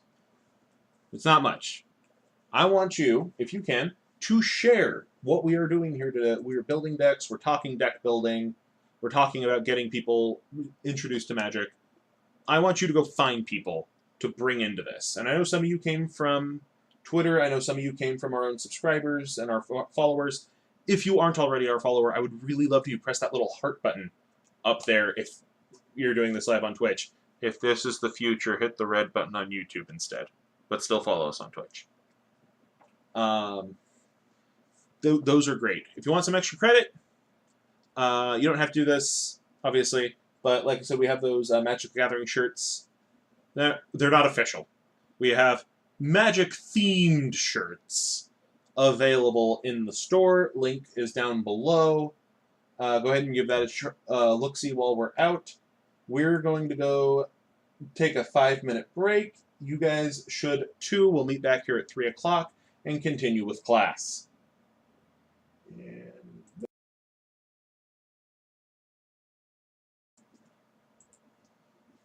Is this what she's talking about? I think so. Yeah, that's the one. All right. Sorry, we have another thing we had to deal with. We dealt with it. Okay. Still have our workspace here. Still, our white balance is way off. Let's do that. Boop. Oh, yeah, hold up. Weird. Partially because I know this is a less good camera. Alright, so we don't have any green cards ready to go yet. We're going to do black again. I'm sorry. You're fine. Don't feel sorry. You're okay. After this, we're probably going to do a more... Can you start sorting the green while I do this? We're going to do a more robust green deck in a bit. No, not green. Oh, I think it's because of the wind. The fact that it's, yeah, the fact that we have the window open. Sorry.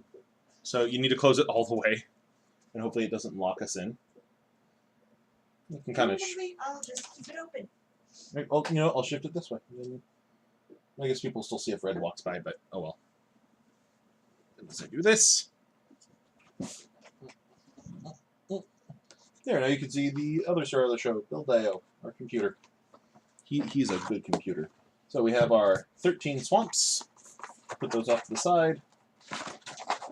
And now we need our sort of creature spells first, because that's easiest. You know what? We do have a lot of these guys. I know I've been saying no flip cards. Are we making a werewolf deck? No. But if you want to do something that you're prepared for them to just freak out, these guys right here, because one, that already figures out 2 of our creatures. And if anything, this might be one of the only times I'm going to tell you, double up. Actually, I'm not going to tell you that. That'd be weird. So we're not going to do that. What we are going to do is we are going to put out some other critters that are just fun to have.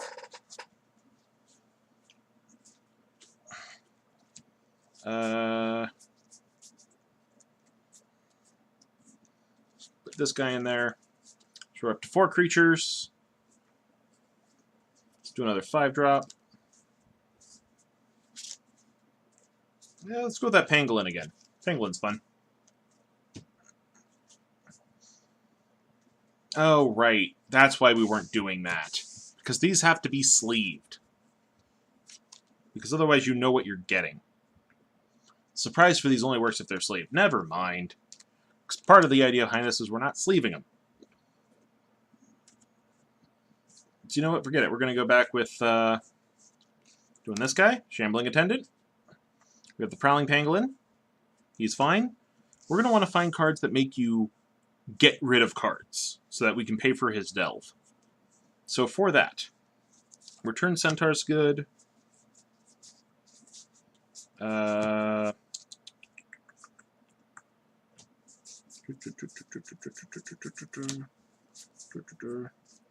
Heart Ghoul's good.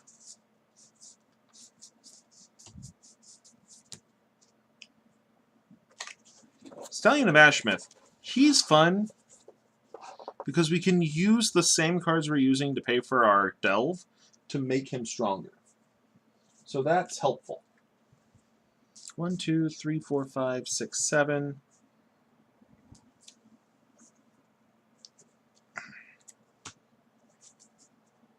Ugh.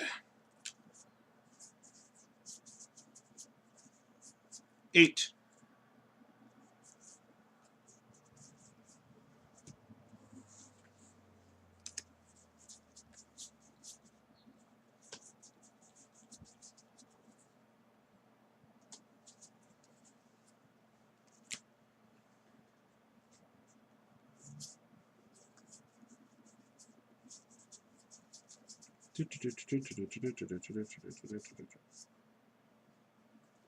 Nine.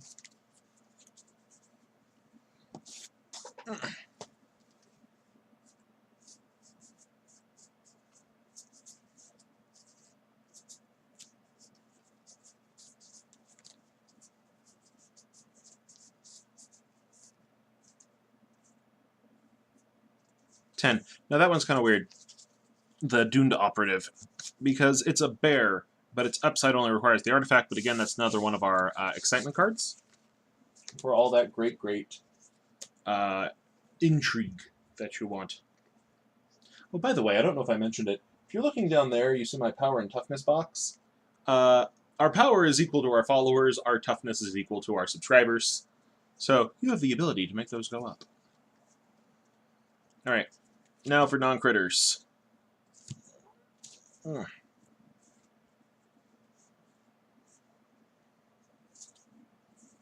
Let's see here. We want 1/1 drop. Let's go with Strange Augmentation, because that's a fun one. And you know, it says 4 for 3. I'm going to do 2/2 and 2/3, just because I think that's a better blend. Go with a Reeve Soul. And a Vessel of Malignity. And there we go. It's good. It's straightforward. Does the job.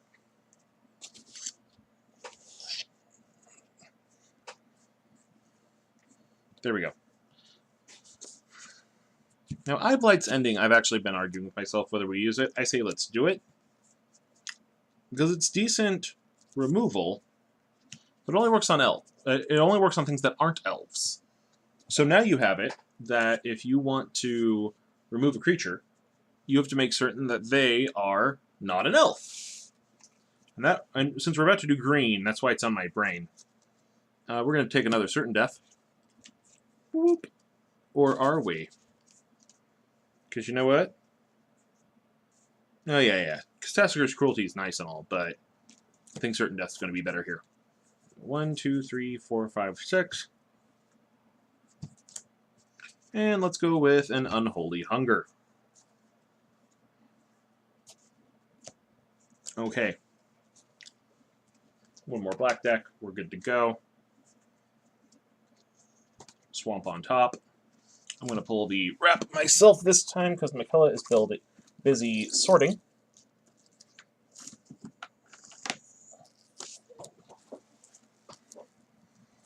Sorting out the green cards. Which is helpful. It's very helpful. Now that okay, because I'm looking at the green creatures and I'm seeing a sliver in here. Yeah. Oh, now that you know what slivers are. Not necessarily that now that I know what they are, but more now that I know how wacky and crazy they can be. Yeah. I kind of want to create a sliver deck. I want to paint a target on yourself, I understand. That's perfectly fine. You are welcome to paint that target on yourself. Well, only because it looks the one that I saw looked cool. Okay. It was the predatory sliver. Ah, I get you. I'm all about that cool factor, you guys.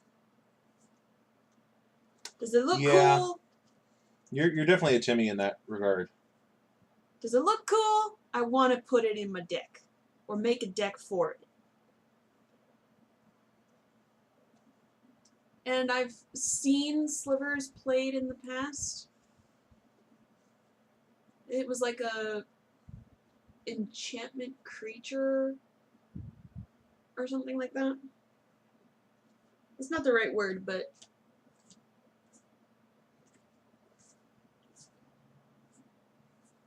Well, okay, because there is an enchantment creature, but that's not the same thing. yeah, it's not the same thing. It wasn't called that. It was something else, and I can't remember what it was. But it was a sliver that like turned into equipment or something. Oh, okay.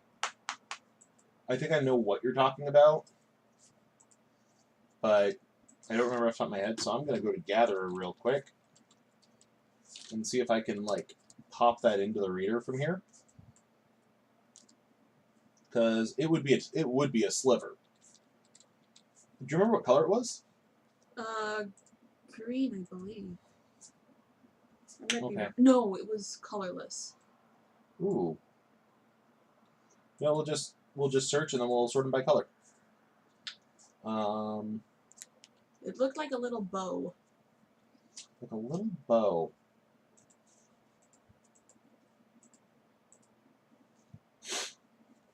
Okay, we have armor sliver. Like a bow and arrow bow.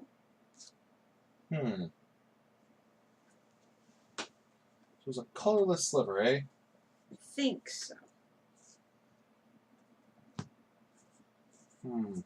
Well, the three colorless slivers have no powers. So I don't think it was a colorless sliver. It might have been a green one then. I don't remember. Do you remember where you saw it? In one of the decks that my brother and I got when we first started. Okay. And that one was, I want to say, like one of the Ravnica things. Was it yours or his? I don't remember. I think it was his. What color was his? Blue-green. Okay, so he had Simic. And you're saying that it was a sliver that equipped things? No, that turned into equipment. That is not a thing, apparently. Oh. Like, I'm looking here. I am not seeing it. There's one that creates +1/+1 counters. Maybe instead of looking for slivers, look for equipment. Oh, that's going to be even harder, but okay. Never mind. Yeah, I can do it.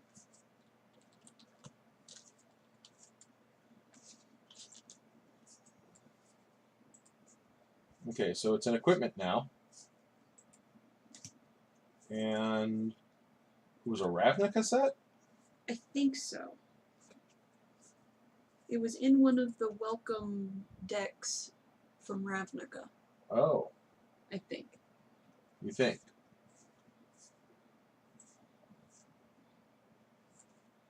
It was a very long time ago. It was. Well, I'm looking at colored equipments.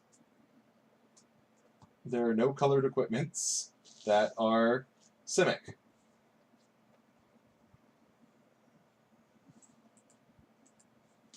It's a bow, you said? Yeah, it was,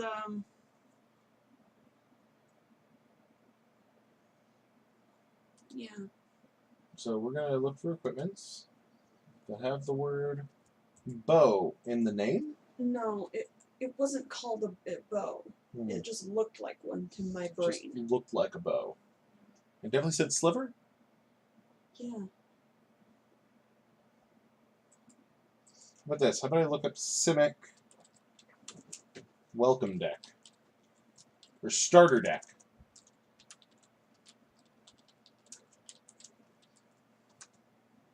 Because that would have been the thing, wouldn't it? Maybe? Okay.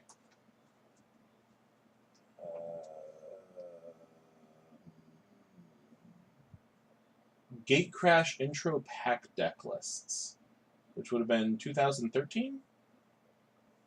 Would it have been then?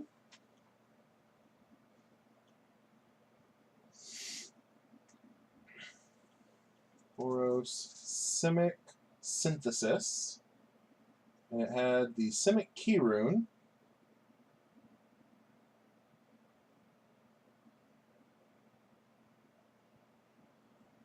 What year was this? I don't know, but this was the deck that I had. That's Selesnya. I know. Oh, okay, I see what you're saying. So it would have been the same time Selesnya United came out. Yeah.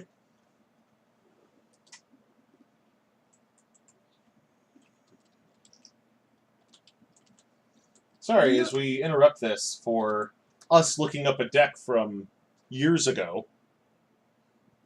And you want to know what the funny? It's the Ravnica City of Guilds theme deck. You so this want is to even know older. what will curb our curiosity? Hmm. We just text my brother and say, "Hey, what slivers do you have?" It was definitely in his deck. Yes? Well, yeah, it is his now, because I basically said, "I'm done with magic here, take all my cards." Oh wait, was it in your deck or his deck, the sliver thing? I want to say it was mine, but we, like, cracked packs. So it came out of a pack, and I don't remember what pack it came out of. Alright, so we need a sliver from Ravnica City of Guilds. This is very confusing, and I apologize for interrupting the show, everybody. Well, now I want to know. This helps give you time to sort. True, it does. Just like you planned all along. Exactly! Ooh. Totally was orchestrated by moi. Green, you say yes? Honestly, I think it's colorless. Colorless we go.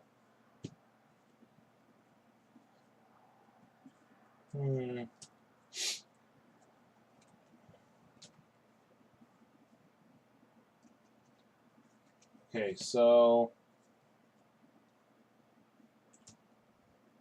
what were the cycles around this? It was Ravnica City of Guilds, and then it was after that. Oh, here we go.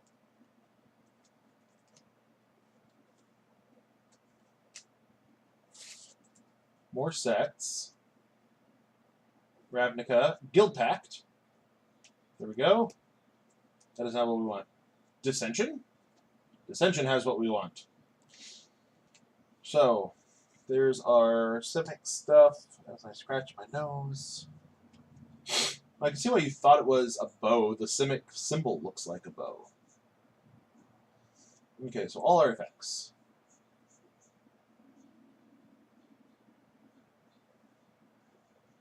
This thing? No. Alright, let's go green.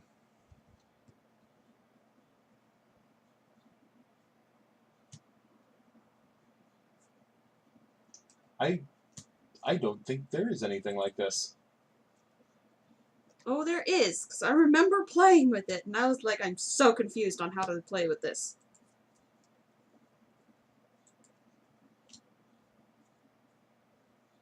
This was also back when Peter was kicking my butt. He does that a lot. Well, Was it named Sliver? No. But So I'm just going to look Sliver up in rules text. Okay. I'm going to kill equipment. And we're going to look up Ravnica block.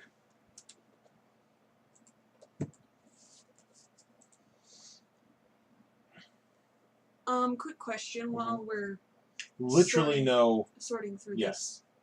this. Do we need green spells that are higher than 4 mana cost? Oh, right. I should probably bring up the green list, shouldn't I? Here we go. Yes, we will. Oh, no. Spells? No. Okay, good, because I can't seem to Spells kind of find stop anything at higher 3. than 4. Spells, as they suggested, stop at 3.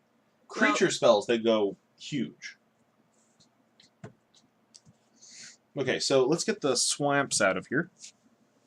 Swamps. And I'm going to pull out some forests. Ow!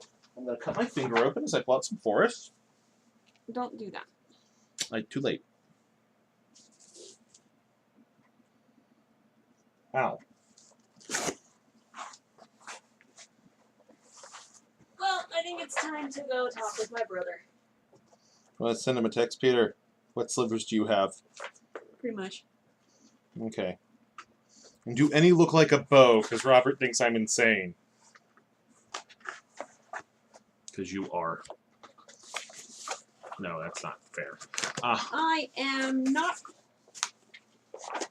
No, you're marrying me. There's evidence against you. Hey now. You're an all-star. Get your game on. Go. Play. Hey now. Sorry. Rock No, star. I'm not doing that. Show on. Why did I Yeah, start play. this? Oh, No. that's I regret everything. Only Well- human stars break the Say only human stars? world. Did you say only human stars? That's how I hear it. It is shooting stars. You're insane. Woohoo! Mind your own business. No, there wasn't.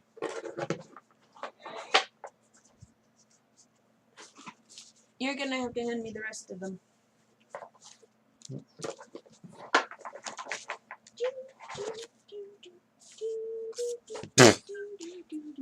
Still doing all-star. God damn it.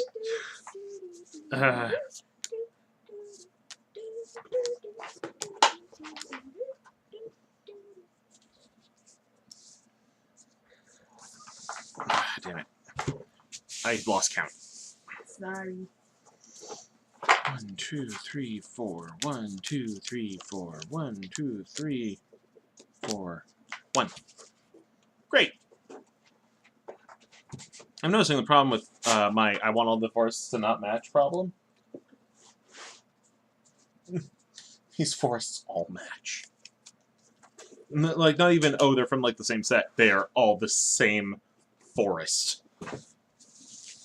Which leads me to believe nobody wanted the Eldrazi versus Zendikar set.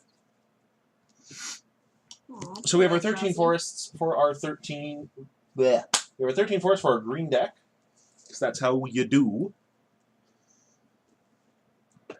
And if we could get our creatures and our spells... Well, I did the spells. I haven't done the creatures yet. Give me the spells, then. Okay. Here's level 1s, level Okay. 2s, level 3s, and level 4s. Okay. So, something we're going to see a lot here is that there's not a lot of variety with our spells here.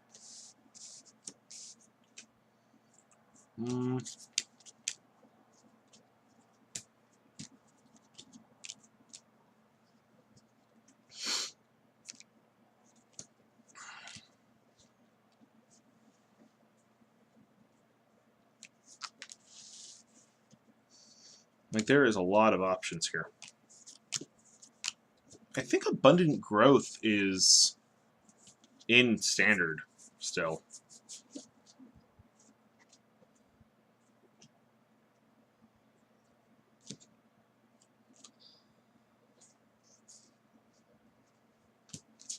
You know what? I think we're going to go with the classic Prey Upon for this first deck. It's straightforward. It does its job. I want to say it's still in Standard. And it will be for a while, because it's in... Is it in Ixalan? Or is Hunt the Week in Ixalan? Hunt the Week's in Ixalan. It's in Yes. Rivals. I don't know if Prey Upon's going to be staying then. Gazoon-tight to myself. Bless you. Alright, so now we need 2 2-drops.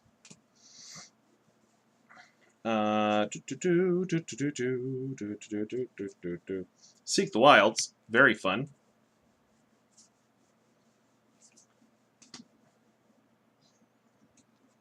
And then...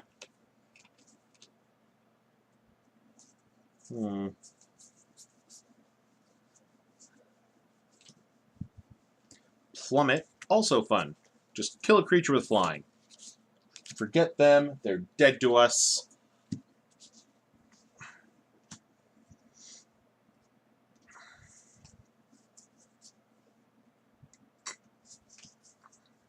I do like this one. I know we've been avoiding the rune marks in the other sets, but Teamer rune mark fits very well with what we are doing here because it is very much a green spell no matter what way you slice it. But it benefits you to have spells of alternate colors. And this might just be because I myself am a teamer, as you can tell by my... which way is my cast pass? Cast pass that way. That way out there. That joke only works if you're actually watching and not just listening in the background. This guy. Dang it, I messed it up again. There we go. Because if you have a red or a blue, they get trample as well, and that's fun. Another one that I would consider is Map the Wastes. But,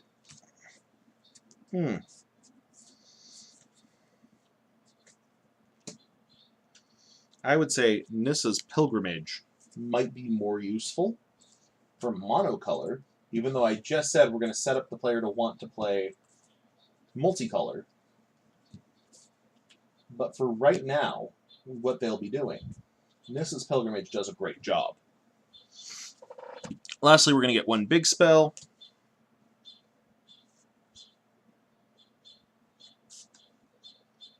Which, yeah, you know what? I just was talking about how Prey Upon might not be in here, but Hunt the Week is. I found our Fate Reforged Hunt the Weeks, which is good. It's a good spell. But let's see what else we have.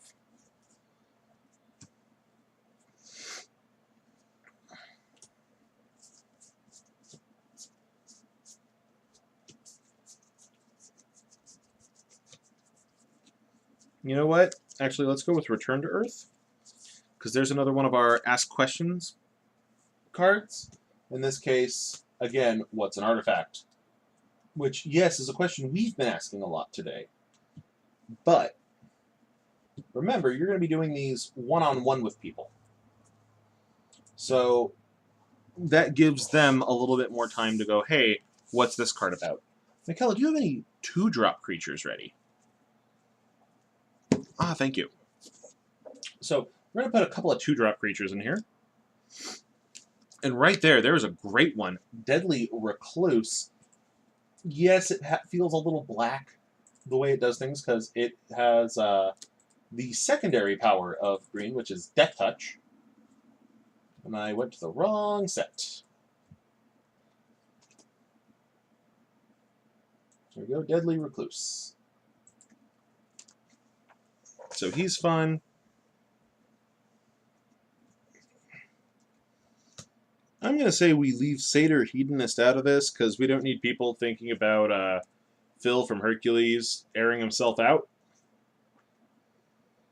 That's weird. Predatory Slivers right here. Is that why you're thinking of slivers? Mm-hmm.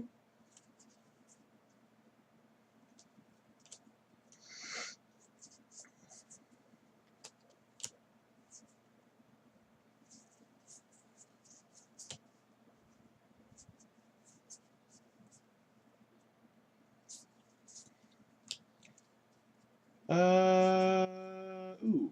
Well.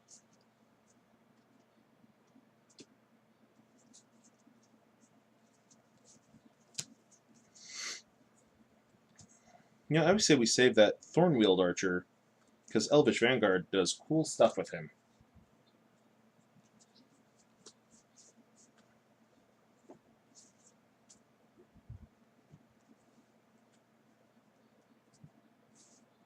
Let's go with Einok Guide. Einok Guide's cool. Cool dog man. Who doesn't love dogs? People who are afraid of them. But also, just besides being a cool guy, he can get a counter, which is nice. While we're at it, let's also do Whisperer of the Wilds, because he's basically a slightly less good Llanowar Elves, which will get them ready for Llanowar Elves. Alright, so that's our 2-drops. Do we have a 3-drops?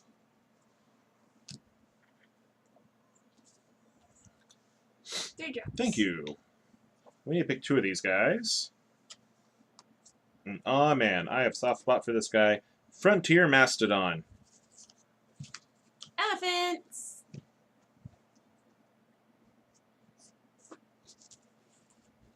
Frontier Mastodon's fun. We could totally use him. And we need another one. So let's go with the Alpine Grizzly.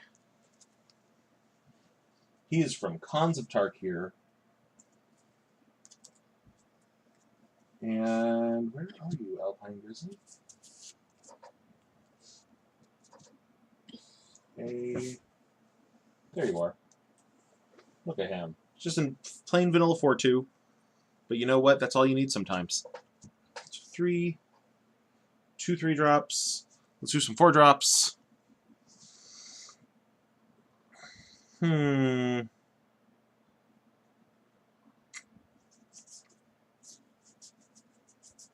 lot of archers of Carsey here. I'm going to save them for later. What? Conifer Strider? Well, he just looks awesome. He is from Dragons of Tarkir. And being in California, I have a soft spot for conifers. Because our Most famous trees are conifers. Namely, the giant sequoias. Okay. The fact that there is a Lisa Lana Huntsmaster right here is making me think we should save some of these to make an elf theme deck to give to some other some other players. So in the meantime, let's go with Rumbling Baloth, because what's better than a 4/4, a 4/4 for 4? 4 for 4, 4 4 for 4. Wait, no. I overdid it.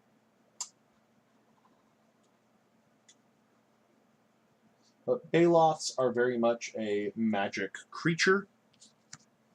It's a creature people think of when they think what creatures are in magic. So let's go with it. And here are our 5-drop creatures. And there are some strong fellas here. Because now we're in the big boys. Playing with the big boys now. Wait. That's from Prince of Egypt. So let's put on a Sentinel Spider. He's from Eternal Masters. Where Eternal Masters go?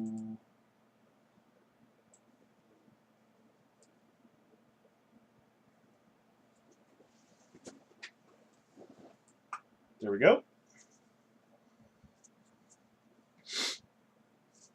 And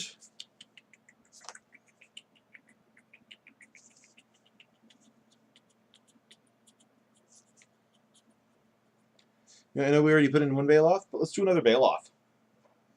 In fact, let's do a Baloth with Landfall. Now, why Landfall? Because it's awesome. We're going to do Territorial Baloth, who is right here. So he's a 4/4 that can get a 2/2 every time a land enters the battlefield. And we have a couple of those non-creature cards that get us lands to enter the battlefield. All right. And then we have, wait, 1, 2, 3. Oh, that's right. Green is the color of 6 spells. 3, 4, 5, 6. Yeah. So green is where it's not 10 and 7 anymore. It's 11 and 6.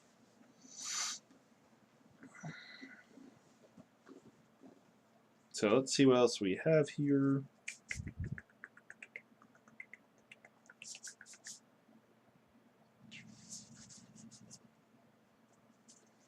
I want to avoid Morph. I don't think Morph is going to help us at all. But you know what we do have? We have Canopy Gorger. We have Ambush Crotic.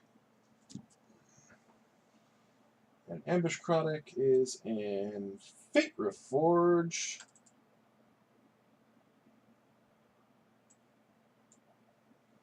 He's a big old 5/5 with Trample, which is already terrifying. That bounces something. And at the same time, we also have here from Oath of the Gatewatch. Where did Oath of the Gatewatch go? There it is. We have the Canopy Gorger, who is a 6/5. So 2 big scary creatures. 2 hit hard. Because that is how green do. Green hit hard, it play hard. And there's nothing wrong with that. Now, I know we only showed making 1 green deck here. I know we took a couple of breaks, but The stream has been going on for about 4 hours. so I think it is time for us to end it this time. If you do like this, let us know. I'd be happy to do more of these little beginner deck building guides with you guys. And I really want to know what questions you have about teaching people how to play. I mean, I know I'm going to be tooting my own horn here, but I am a trained educator. I am a decent Magic player. So I'd be happy to use those skills to help you. Anyway, hope you all had a great time. We will see you later. We have a lot of stuff still to do, and we need to get it done. We'll probably be back, if not tonight, then tomorrow with another stream of some kind. And we'll see you all later. Mikella will see you later as well. Bye, There's- everybody. She's still off camera. Bye, everyone. And remember, if you like what you see here, make sure you're following us on Twitch. Make sure you're subscribed on YouTube. If you want to, please subscribe on Twitch as well. Or look at our store. Grab some stuff. It's all nice. It's all nice stuff. Thank you. Have a good one.